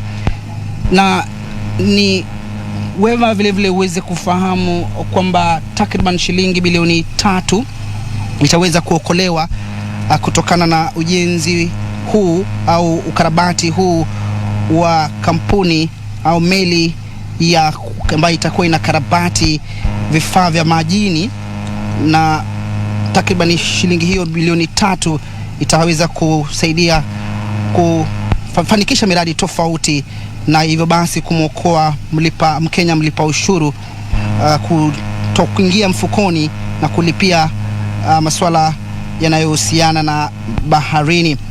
Ni vyema mtazamaji uweze kufahamu kwamba kitengo hiki kinafanikishwa zaidi na jeshi la wanamaji ambao wao ndio wako mstari wa mbele kuhakikisha kwamba mipaka yetu salama hasa baharini, kizingatia kwamba hii leo basi itakuwa ni mwamko mpya kwao. Watakuwa na nafasi nzuri ya kutekeleza kazi zao iwapo tishio lolote la kigaidi linaweza kutokea hapa nchini. Hii leo basi watakuwa na nafasi nzuri ya kutekeleza kazi ambayo walikula kiapo walipochukua uongozi au walipofuzu katika taasisi mbalimbali hapa nchini. Kituo hiki au kampuni hii ya Mombasa Shipyard ambayo ni asasi ya kipekee serikali ambayo inazinduliwa leo na kiongozi wa taifa ambaye bila shaka ndiye amiri jeshi mkuu wa majeshi yote humo nchini. Vilevile inapatia Kenya nafasi nzuri ya kuwa kituo au kivutio cha utalii, manake baadhi tu ya wale ambao wako kwenye mataifa ya ugaibuni au baadhi tu ya wale ambao wanapania hata kuwekeza hapa nchini, basi watakuwa wanasafiri na kufika hapa Kenya kujionea wao wenyewe kampuni hii ya kipekee ambayo inatengeneza na kukarabati vifaa vya majini, na hivyo inaashiria kwamba uchumi wa taifa hili utaweza kuimarika. Kumbuka kwamba kumekuwa na lalama kwamba uchumi wetu umedorora kwa kiwango cha juu zaidi, gharama ya maisha imekuwa hali mno, na hivyo basi uwepo wa wale watalii basi itaweza kuwa inapiga jeki uchumi wetu hapa nchini. Na baadhi tu ya masuala ambayo Rais Uhuru Kenyatta ameapa kuhakikisha kwamba anayatekeleza ni ile ajenda 4 yake kuu ya serikali, ikiwemo uimarishaji wa viwanda, afya bora kwa wote, usalama wa chakula na nyumba za gharama nafuu. Na hii leo basi anatekeleza mojawapo ya ajenda 4 kuu yake, yani uimarishaji wa viwanda, ukipenda kwenye lugha ya King'eng'e manufacturing. Hivyo basi kutuweka kwenye ramani kama taifa ambalo linaendelea kustawi na kuchangamkia teknolojia na kuchangamkia usomi wa hali ya juu. Hivyo basi inaashiria vile vile baadhi tu ya vio vitaendelea kuanzishwa kando na lile lililoanzishwa miezi michache iliyopita hapa kwenye gatuzi la Mombasa, ili kuwapa wale wa Kenya ujuzi na tajriba ya kuhakikisha kwamba kuna ufanisi katika mradi huu wa kipekee ambao bila shaka ni mradi ambao unaweka Kenya kwenye ramani kama nilivyodokeza. Na sasa mtazamaji, tunasubiri zaidi tuweze kupata wasia wake kiongozi wa taifa kuhusiana na jinsi Kenya imeshirikiana na mataifa mengine kuafiki ndoto hii ambayo bila shaka ni mradi ambao umeweza kukolea kwa miaka mitatu. Mwezi Juni mwaka 2018 mtoto huyu alizaliwa na akawa mwenye kudekezwa, na sasa anazinduliwa rasmi, anaanza kutembea, na hivyo basi inaashiria kwamba mradi huu sasa umeng'oa nanga na watu wapatao 300 watapata kujitwalia riziki au kuweza kudaka tonge, na itakapokuwa inakamilika basi watu 10,000 watakuwa wanajitunukia nafasi za ajira, ikizingatiwa kwamba swala la ajira limekuwa donda ndugu hapa nchini. Vijana wengi wana ajira licha ya kuhitimu katika taaluma tofauti, na hivyo basi leo basi itakuwa ni nafasi nzuri wao ambao wamesomea taaluma inayoambatana na masuala ya baharini wataweza kupewa nafasi kuweza kutumikia katika kuhakikisha kwamba kuna ufanisi kwenye kampuni hii ya kipekee ya kutengeneza na kukarabati vifaa vya majini almaarufu Mombasa Shipyard. Mtazamaji, ni picha za moja kwa moja ambazo unazipata kutoka kwenye gatuzi la Mombasa. Hao tu ni baadhi ya wale ambao wako kwenye mstari wa mbele kuweza kuhakikisha kwamba kuna ufanisi. Wale wanakandarasi ambao ndio walipewa kandarasi ya kutekeleza wajibu huu, kwamba ni taifa la Uholanzi ndilo lilipewa jukumu hili, hasa kampuni ya Damen, na hii leo basi wanaonyesha Rais Uhuru Kenyatta hatua ambazo wamepiga. Ni nini hasa ilikuwa ni changamoto kuafiki ndoto hii ambayo imeweka Kenya kwenye ramani na masuala kama hayo, mtazamaji. Kwa hivyo tutakuwa hapa tisti kukufahamisha na kukuletea picha moja kwa moja kama unavyotizama, na ufahamu ni masuala yapi Kenya tunajivunia kwayo hapa katika taifa la Kenya na ugaibuni. Na mtazamaji, kilele cha sherehe hii bila shaka itakuwa tu ni ile hotuba ya kiongozi wa taifa Rais Uhuru Kenyatta, na vilevile baadhi tu ya viongozi ambao wameweza kuandamana naye, akiwemo mshirika wake mkuu ambaye bila shaka alishiriki salamu za heri, yani handshake, kiongozi wa chama cha ODM Raila Odinga, na vilevile mkuu wa majeshi ambaye ndiye amekuwa mstari wa mbele kuhakikisha kwamba kuna ufanisi wa mradi huu. Bila shaka ni Jenerali Robert Kariuki Kibuchi, akiwa maandamana na kamanda mkuu wa jeshi la wanamaji ambaye ni Meja Jenerali Jameson Mutai, bila kusahau waziri wa ulinzi Eugene Wamalwa. Na kukudokezea tu kwa kiduchu kuhusiana na vitengo mbalimbali ambavyo vitakuwepo hapa katika kampuni hii, kutakuwa na maegesho ya zile meli ambayo yatakuwa yanafika hapa. Kuna yale maegesho ya magari makubwa, maegesho ya magari madogo au meli ndogo, na vilevile kutakuwa na hile nafahamika kama slipway, ambayo bila shaka ni vitengo vitatu ambavyo vitakuwepo hapa kuhakikisha kwamba kuna ufanisi wa au kuna utaratibu ambao unafuatwa wakati ambapo pengine kuna baadhi ya mataifa ambayo yatakuwa yanasafiri hapa nchini, pengine kuweza kusafirisha vifaa kadha wa kadha. Kumbuka kwamba mtazamaji, yapata kama miaka 60 hivi tulikuwa tunategemea zaidi ile MV Uhuru na MV Umoja, na hivyo ndio ilikuwa inategemewa zaidi hata mataifa kama Uganda na Tanzania. Na yapata mwaka au wakati wa mwaka 2006 katika bandari ya Kisumu, masuala haya utekelezaji wa kazi kupitia MV Uhuru na MV Umoja iliweza kukatizwa baada ya kutokuwepo kwa hela, na rais akatoa shilingi bilioni 3 ili kufufua tena ile MV Uhuru ambayo bila shaka tunajivunia kwao kwa sasa.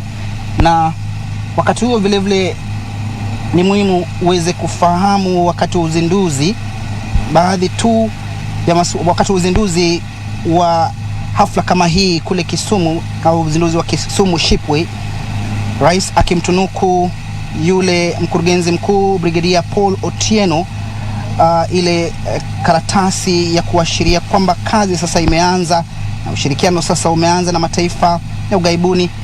Aliweka bayana kwamba hata ruhusu kwa vyovyote vile masuala ya ufisadi kuchipuza katika kazi ambayo inafanywa na wale ambao wamepewa kazi ya serikali, na hilo ndilo lilikuwa ombi lake, ili kuhakikisha kwamba kuna ufanisi katika mradi huu wake, au kuhakikisha kwamba Wakenya wanapata huduma ya inafaa kupitia kampuni hii ya kutengeneza na kukarabati vifaa vya majini.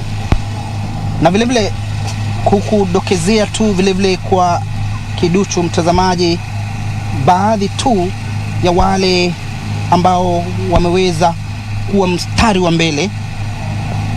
Mwanahabari mwenza amehoji mmoja wao, amedokeza kwamba changamoto kuu katika kuafiki malengo haya ilikuwa ni fedha, lakini fedha ikatolewa, na kwa sasa tunataraji kwamba ujenzi na ukarabati wa masuala kadha ambayo yameweza kusalia takuwa inakamilika, ili kuwapa nafasi watu wapatao 10,000 kupata ajira, kando na wale 300 ambao kwa sasa wanajivunia kupata ajira.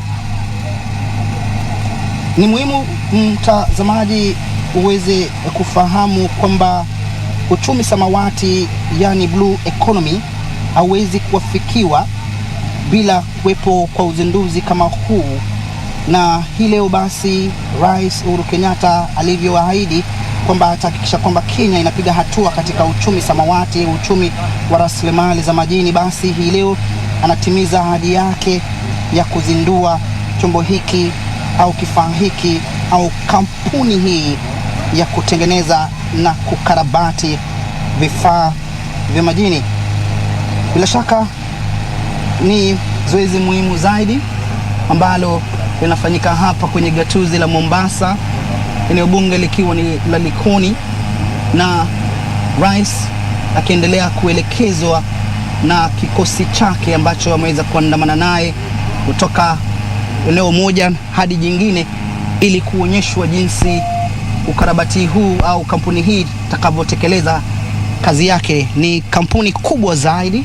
Mie hata sijaweza kupata nafasi ya kuzuru maeneo yote hayo, na rais hii leo basi ana kibarua kigumu kuweza kuzuru maeneo hayo yote, aweze kuonyeshwa yeye mwenyewe kama kiongozi wa taifa na ambaye ndiye alikuwa na ndoto kama hii ya kuhakikisha kwamba mradi huu au kampuni hii inaanza kazi rasmi, kuhakikisha kwamba ile Shipyard Kisumu na zile feri kama wagon na nyingine nyingi zinatekeleza kazi zake kwa njia inayofaa. Iwapo pengine kuna hitaji ukarabati, basi wanakuwa tisti kwa kusaidia ili kazi iendelee, kusikuwe na hali ya kukwama kwa njia moja au nyingine kutokana na taifa hili kutozingatia masuala ya uchumi baharini. Na hivyo basi ni muhimu uweze kufahamu vile vile kwamba hatakuwa tunasafiri kutoenda kwenda hadi katika taifa la Korea Kusini. Wapo pengine meli au vifaa vyetu vya majini vimepata itilafu ya kimitambo, tutakuwa tu tunapata msaada kupitia kampuni hii ya kipekee ambayo ni kampuni ya Mombasa Shipyard, ukipenda KSL, mtazamaji. Na hivyo basi ni muhimu vile vile uweze kufahamu kwamba jawabu na ndoto ya Rais Uhuru Kenyatta inatimia leo. Kama alivyodokeza, hakuja kuwepo kwa kampuni kama hii katika kusini ya jangwa la Sahara, ndio kubwa zaidi, na vile vile katika Afrika au kanda ya Afrika Mashariki, hii ndio kampuni ya kipekee. Kwa hivyo mataifa kama vile Uganda, Tanzania na vile vile mataifa ambayo yazingira Kenya, hasa Afrika Mashariki, yatanufaika pakubwa.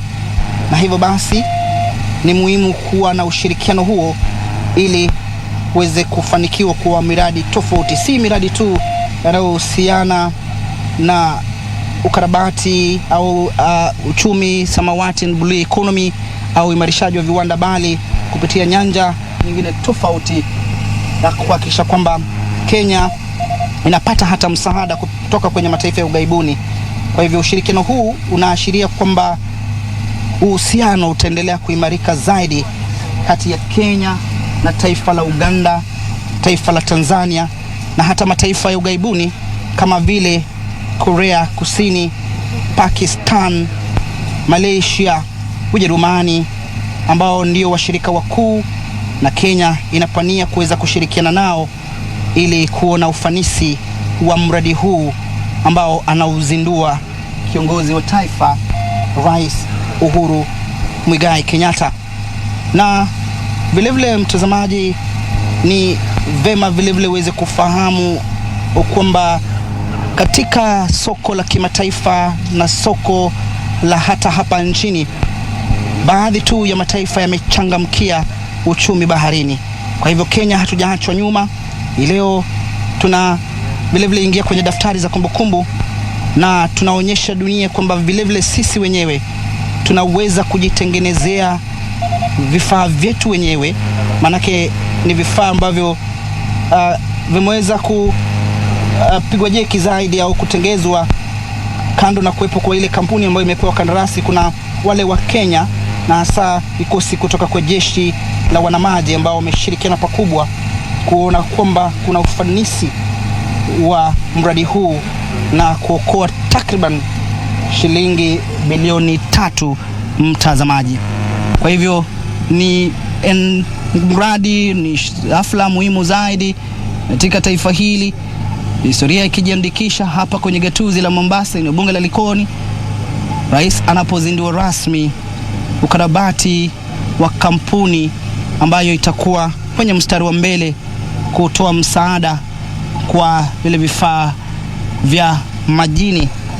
Wakati wote kutoka sasa tutakuwa tunataraji kwamba itakuwa ni wakati wa hotuba ambapo rais atakuwa anaweka bayana malengo yake ya kuhakikisha kwamba mradi huu unafanikiwa, iwapo kuna pesa ambazo zitatolewa kuhakikisha kwamba zile vitengo ambavyo vitahitaji kupigwa jeki msaada wa aina moja au nyingine, basi atakuwa anazungumzia tunataraji kwamba atakuwa anazungumzia masuala kama hayo atakapokuwa anatoa hotuba yake hapa kwenye uzinduzi rasmi. Mtazamaji, kwa sasa pengine tuweze kupata zile picha za moja kwa moja, gwaride likipigwa na baadhi ya wale ambao ndio washirikishi wa zoezi hili, na ili tuweze kupata uhondo kamili. Mtazamaji, endelea kutizama. Naitwa Timothy Kiploso.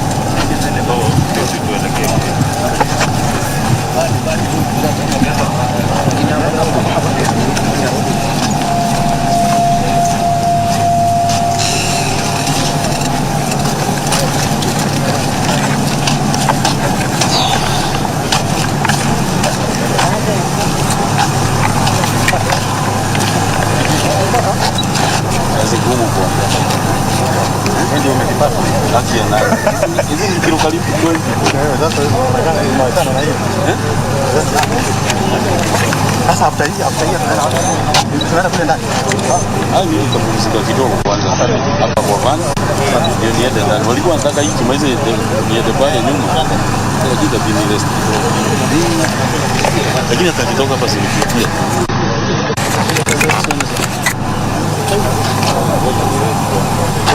Wewe, ya hii naenda kule kuchukua kadao hii kidogo. Sawa.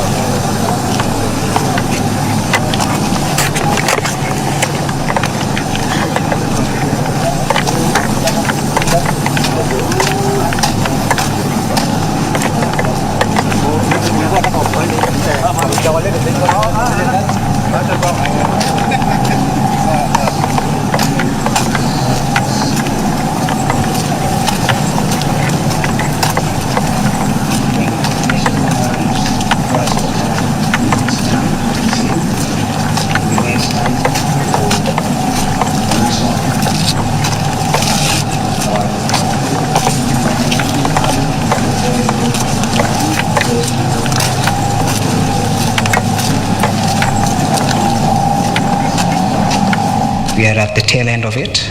It has been a long day, but nonetheless, kizuri kinakuja kwa wale ambao wanavumilia. Kwa naomba tuwe wavumilivu. Again, once we are done here, there will be a group photo session. It will be for general officers, both serving and retired of the Kenya Navy, and officers of the shipyard. That group photo will only be for general officers, retired and serving of the Kenya Navy, and officers of the shipyard. The rest of us will proceed to the tent behind, where His Excellency will join us for lunch. And thereafter, we are all invited for a cocktail at the officers' mess. This is a cocktail at the officers' mess. You know, this is an opportunity for those who really wanted at one time to join the military. Now you have an opportunity to try and interact and engage with the military. Thank you so much.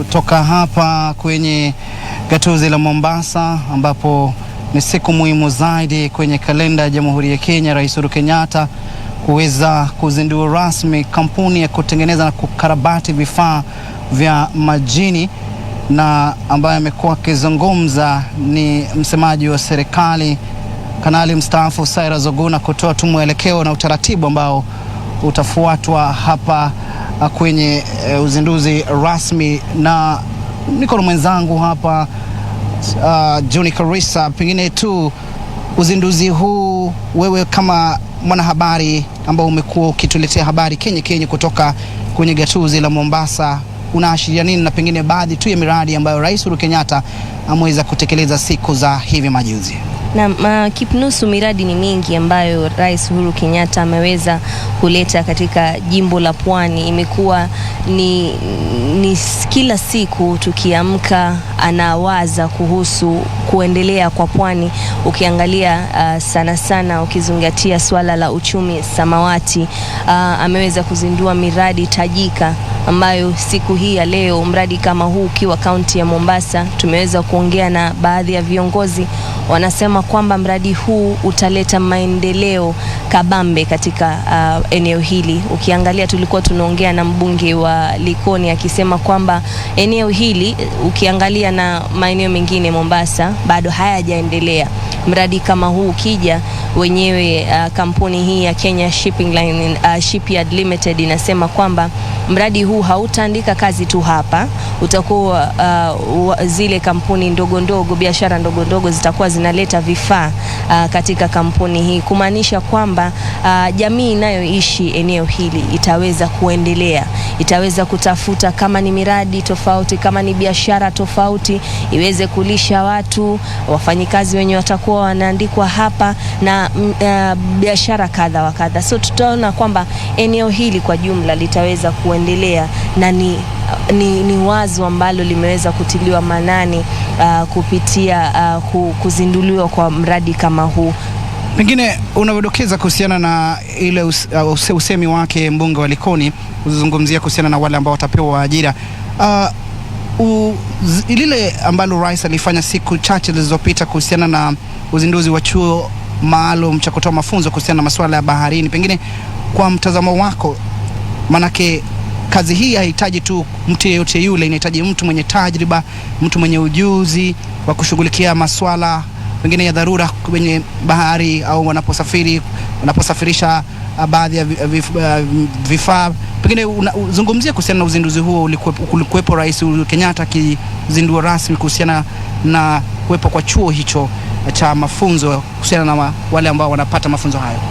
Na ni kweli uzinduzi huu ni baadhi ya miradi kama tulivyosema, miradi tajika kulingana na uchumi samawati. Na mradi huu ulikuwa unaweza kuwapa vijana ambao wanatoka eneo hili, wengi wao ukiangalia takwimu ni kwamba wengi wao hawajafanya vizuri kimasomo, kwa hivyo wanaweza kwenda kwa vyuo vya kiufundi peke yake. Wengi wao, idadi kubwa, wanaweza kujiunga na vyuo vya kiufundi, na chuo hicho kinatoa masomo kama hayo ya kiufundi, na pia yale mengine kama unaweza fanya degree, diploma, unaweza fanya pale, lakini idadi kubwa ni wale wanafanya masomo ya kiufundi. Shule hii itaweza kuwasaidia wale vijana kupata mafunzo ambayo yanahitajika katika sekta ya uchumi samawati. Ninajua hata mimi dada yangu anasoma kwenye hichi kichuo hichi, na tukiangalia kwamba serikali imeweza kuingia katika mkataba na shirika la MSC kuona kwamba baada ya hawa wanafunzi kumaliza na kuhitimu masomo yao, wanaweza kupelekwa kwa boti mbali yenye kampuni hii ya MSC imeweza kutafuta nafasi ili kuweza kuona kwamba wameweza kukua gwiji katika sekta hii. Na tunaona kwamba wanafunzi wengi wameweza kutoka nje ya nchi na kufanya vitu wanaziita internship, na wameweza kupata kazi, wameweza kufanya kazi ndani ya meli. Utapata kuna wale ambao wanapika, wale wanasafisha, kuna wale ambao wanafanya kazi ya vyuma. Kazi zipo nyingi ndani ya meli, na shule hii imeweza kuona kwamba sio lazima uketi tu nyumbani kwa sababu hujahitimu MEX za kuingia kufanya degree kwenye hizi vyuo vikuu. Unaweza kuingia bandari na unaweza pata. Hii mradi kama huu pia ni ongezeko kwa chuo hiki, manake utaona kwamba wale pia kama hutapata nafasi pengine kuingia katika meli za MSc, hapa pia unaweza kuja na unaweza pata peni 1, 2, 3 na unaweza kulisha familia yako. Kwa hivyo tunaona kwamba jamii hii itaweza kunufaika zaidi, hususan wale wasomi ambao wamejiunga na chuo kile, na ni kuhimiza tu wale ambao hawajajiunga, pengine usilale na mtoto nyumbani, bali anaweza kusoma na anaweza kufanya kazi mahali penye tajriba kuu kama hapa. Na ni muhimu vile vile unavyodokeza, manake ni wito muhimu ambao wazazi ambao wanalalama kwamba kazi hakuna, serikali haijawapa ajira. Serikali ya Rais Uhuru Kenyatta pamoja na naibu wake William Ruto iliahidi ajira, lakini haijaweza kufanya hivyo. Kusikae tu pale, fanya jukumu. Kama wewe ni unatoka hapa gatuzi la Mombasa au kwenye gatuzi lolote hapa nchini Kenya, uweze kujiunga na chuo hiki ambacho kinatoa mafunzo ya baharini. Manake kama tulivyodokeza mie pamoja na mwenzangu Juni Karisa, kampuni hii itaweza kuajiri watu apatao 10,000. Kwa sasa inaweza kuajiri watu wapatao 300, lakini itakapokamilika basi itakuwa watu wapatao 10,000. Kwa sasa hebu tupate masuala ambayo yanaibuka pale ndani, ambapo Rais Uhuru Kenyatta wakati wote atakuwa anazungumza. Tupate wimbo wa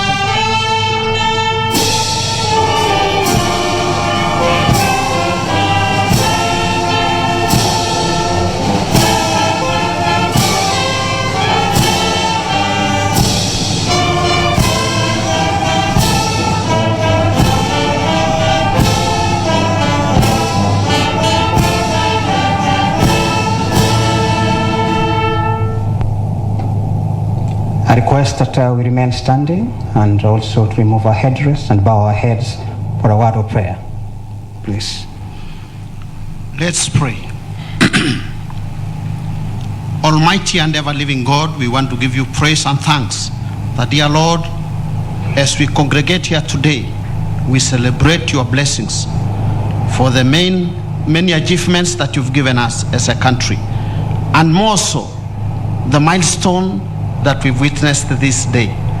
We want to thank you, Heavenly Father, for having witnessed the commissioning of the shipyard. And we pray that your peace and blessings may accompany us each day. And now the peace of God that surpasses all understanding, preserve your souls and bodies in the knowledge of God. And the blessings of God, the Father, the Son, and the Holy Spirit be with us and remain with us always. Amen. We may take our seat, Your Excellency. Your Excellency, the President of the Republic of Kenya and the Commander-in-Chief of the Kenya Defense Forces, Honorable Uhuru Kenyatta, Cabinet Secretaries, former Prime Minister, the CDF, Service Commanders, General Officers, both serving and retired, all officers present, the Attorney General of the Republic of Kenya, Inspector General of the National Police Service, Chief Administrative Secretaries and Principal Secretaries, members of the Diplomatic Corps, Defense and Foreign Relations Committee of the members, all invited guests, members of the Fourth Estate, ladies and gentlemen. Your Excellency, allow me to take this opportunity to welcome you all to this segment of our program. It's a segment we are going to have short remarks and speeches. And allow me, Your Excellency, therefore, to invite the CDF to make his remarks and thereafter continue the program. CDF, sir, please.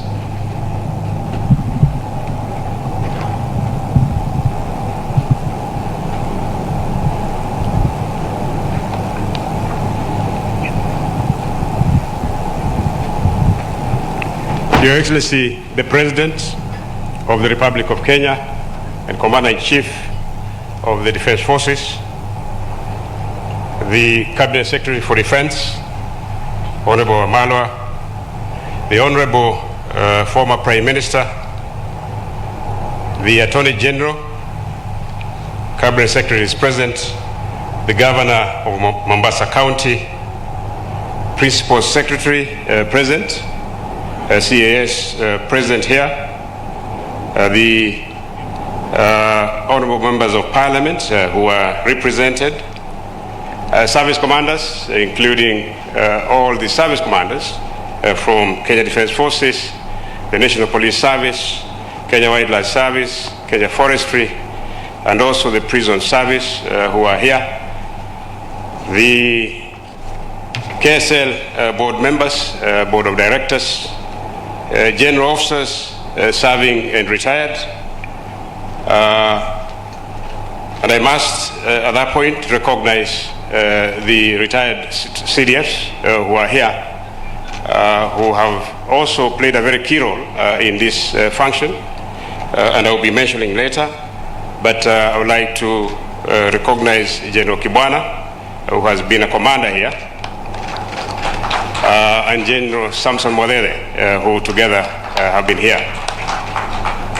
Distinguished invited guests, fellow soldiers, let me, Your Excellency, take this moment on behalf of the officers, service members of the Kenya Defence Forces to welcome you formally to both the Kenya Navy and the Mombasa Shipyard. We are indeed very grateful, Your Excellency, because what is happening here today in the commissioning of the Mombasa Shipyard is anchored on your vision of seeing Kenya industrialized, and you have guided in this process from the time it was initialized in 2018, and working very closely with the then CDF, General Mwadere, who really guided us in the KDF, and to the completion of this project. We must say thank you very much for the guidance that, General, you gave us, because it is really a shared legacy that we are seeing here today. We are privileged, Your Excellency, for also presiding over this ceremony. Your Excellency, we were supposed to have it a month away ago, but unfortunately we couldn't do it. But we are very, very grateful that you could find time to grace this occasion. We applaud to a large extent the work that has gone here, particularly from the teams that have been working here. These teams have worked as partners, the Kenya Shipyard Limited, under the leadership of Brigadier Paul Otieno, who has been here with his able deputy who is in Kisumu, Kanomudhungu, and I'm sure he is also here. Yeah, he's here. They worked extremely hard together with our colleagues from Holland, led by Mr. Ronald Matt. If you can stand up, please. And your team. If your team is here, please, can they stand up? This team, Your Excellency, has been highly committed to this process. Please, sit down. They have been very committed. I remember at some point, almost all of them went down with COVID. But they refused to go back to Netherlands, and they remained working here over the period. And today, we owe a lot of support from this team. And I'm sure, because we are working together also in Kisumu with you, the most important thing that we are getting here is skills transfer. We have currently trained up close to 150 specialized teams in various areas, including specialized welding, which is critical to shipbuilding. And we look forward, Your Excellency, to starting production of this particular facility. Over the past 2 years, Your Excellency, the focus has, as I said, been mainly on skill transfer, and that has worked extremely well. Now, to say that we have attained our goals will be misleading. There is a lot more that we need to do to continue to better the processes so that we can have a first-class shipbuilding capability. The fitting, Your Excellency, of Kenya Navy, or the refitting of Kenya Navy Shipyard that you've seen today to a new ship will be the game changer. We have, over the years, taken our ships to either Spain or Netherlands for midlife refit. But today, as you've seen, Your Excellency, we've reached to a point where we, as a country, are going to be doing this ship here with our people, learning from our colleagues. And the next ship will be done entirely by the Kenyan people. And later on, we can do any other works for other countries.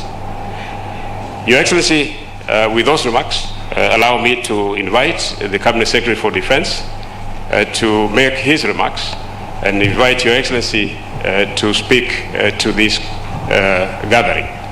Honourable Minister, please.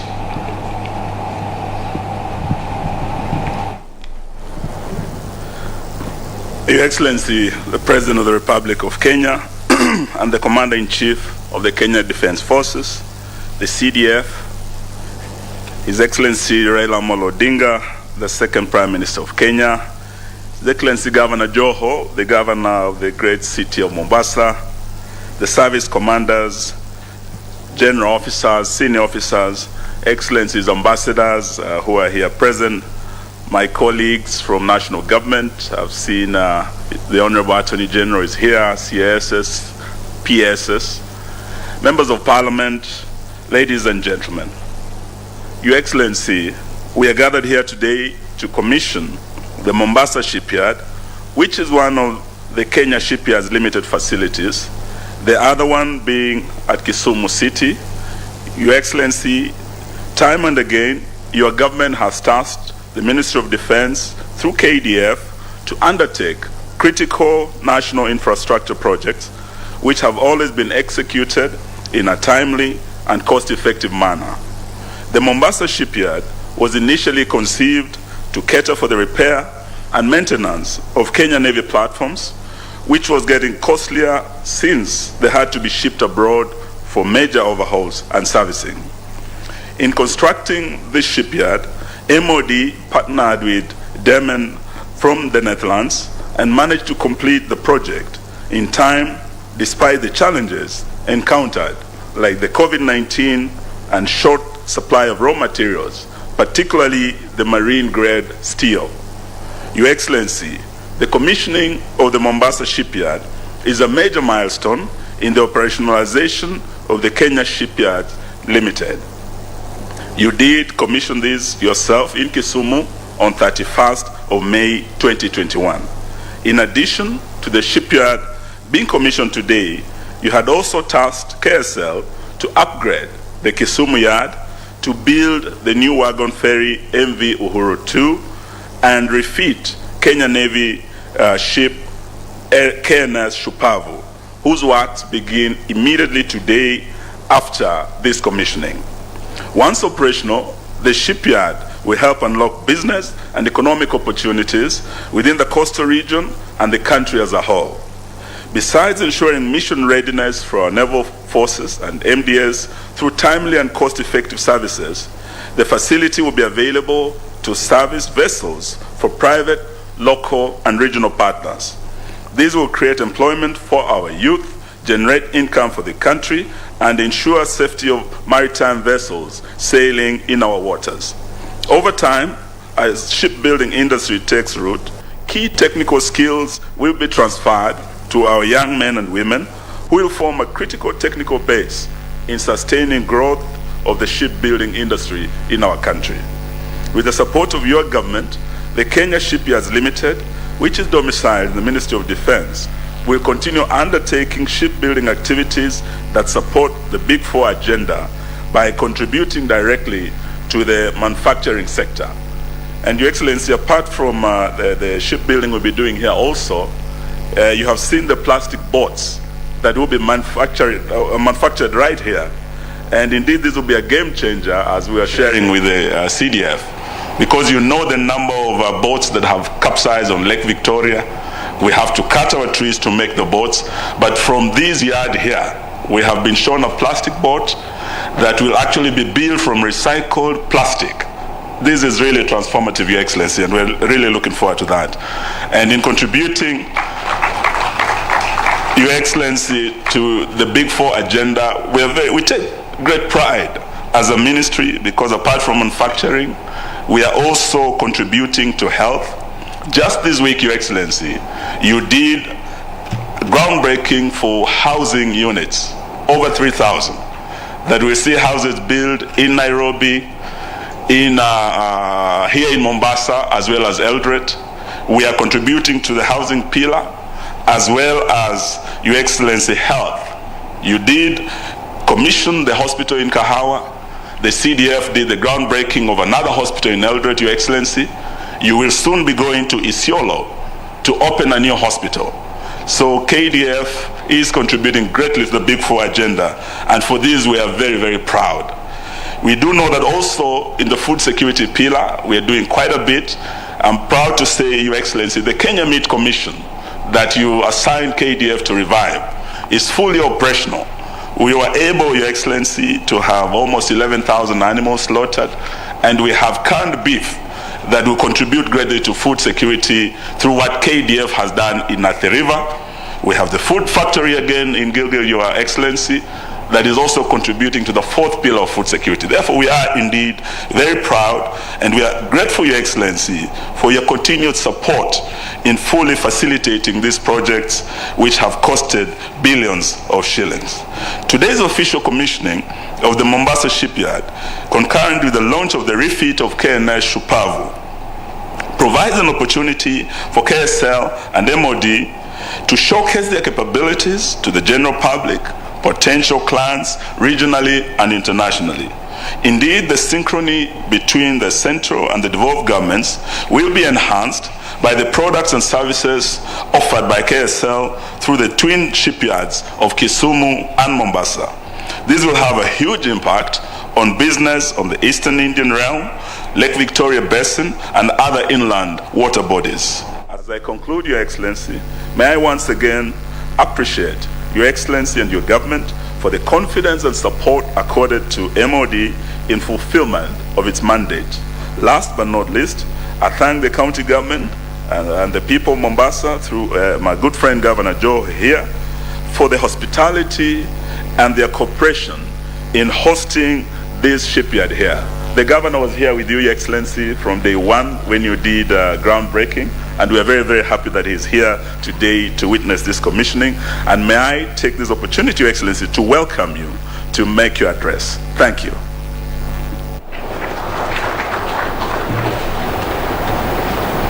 Please be seated. Thank you very much.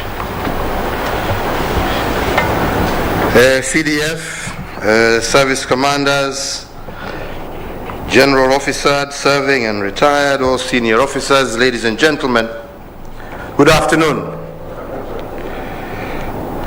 Let me say that today, the ongoing transformation, not only of our security sector organs, but also of our industrial capacity as a country, yields again fresh fruit as we mark a major milestone in the effort to sustainably commercialize Kenya's ocean and blue economy resources through the commissioning of this shipyard. This shipyard, as we have all heard, is a culmination of dedicated hard work and commitment from both the KDF and their partners, Damen of Netherlands, who have actively worked together to have us reach this point.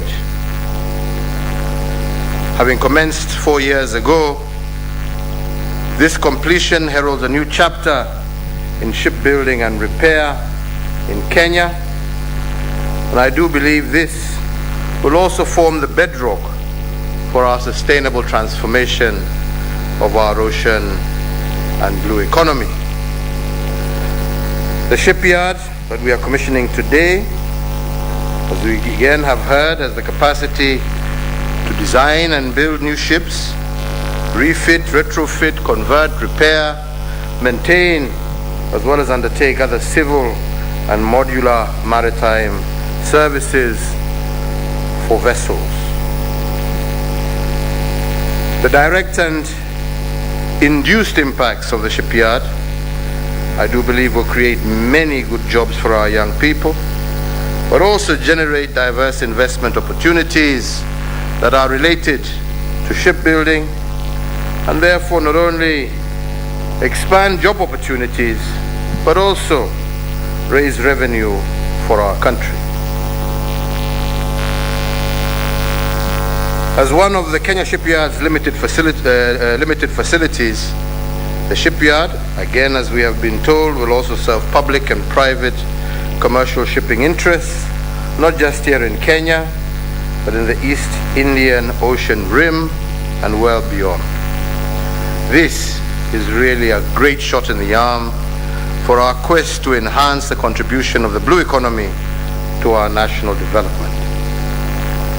Other subsectors of the blue economy, which include maritime transport, logistics, fisheries, as well as shipbuilding and repair, I do believe represent low-hanging fruits that must be exploited by our country.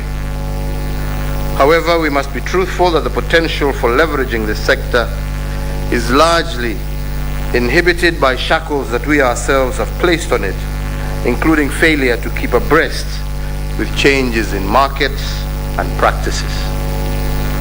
This is an untenable solution, quite apart from rendering us regionally and globally uncompetitive. It locks out our people from exploiting and benefiting from this sector. This is the case even where we have historical and contemporary competencies which have been left idle to our detriment as a country. And we are therefore challenged to tear down these constraints, including all unnecessary and incompatible tax and regulatory burdens, so that this sector is unleashed to thrive and grow.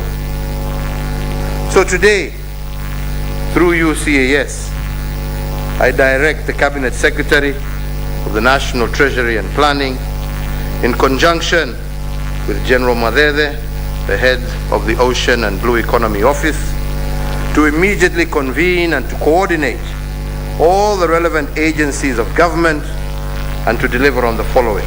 The first of these is a comprehensive national seafarers training program that is designed to produce at least 4,000 suitably qualified seafarers and a suitable cabotage regulations aligned with those of the East African Community and the African Union. The second is we want an open ship register and a ship repair and building incentive package.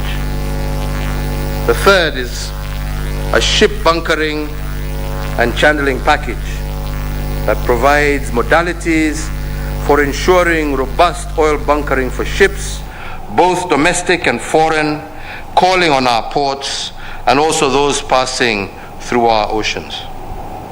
And fourth, a fiscal framework zero-rating import of fishing vessels in order to enhance investment in this subsector. These two offices are expected to report back to me with an implementation framework before the end of January 2022. Ladies and gentlemen, if we are to maximize the dividends of the investments we are making, I also urge county governments in the coastal region to draw up their own strategies to strengthen maritime commercial activities such as fishing, tourism, and transport. By so doing, it will be possible to unlock the enormous business potential that abounds within Kenya's territorial waters and our coastal strip. On our part as a national government, we will continue to cooperate with like-minded stakeholders to sustainably exploit the natural resources available within our maritime borders. With high-quality facilities in Kisumu and Mombasa, I today also urge Kenyans to fully utilize them to repair, maintain, and service their boats, but also to construct new ships and boats here locally. I also challenge the Kenya Shipyards Limited to cast their net wider and tap into the promising regional market. As I conclude, I take this opportunity to appreciate all our stakeholders who have worked tirelessly over the last 4 years to make this dream a reality. The Kenya Defence Forces, Diamond, who are their strategic partners, as well as all other stakeholders, have delivered a world-class shipping yard, not just within budget, but also ahead of schedule. To the county government of Mombasa, the people, we are grateful to you for your hospitality and support. This project, I believe, will join the ranks of many others that we have undertaken in the coastal region as we seek to create jobs and to deepen the economic development of the coastal region and Kenya as a whole. Kumalizia ni kushukuru tu wale wote ambao wamehusika, CDF, wewe na watu yako, Service Commanders, Navy Commander, nimshukuru pia hata nyinyi mko hapo nimshukuru pia CDF mstaafu General Samson Mwadhedhe ambaye pia ameshughulikia hii project na amechangia kipande kikubwa sana, na pia former Navy Commander.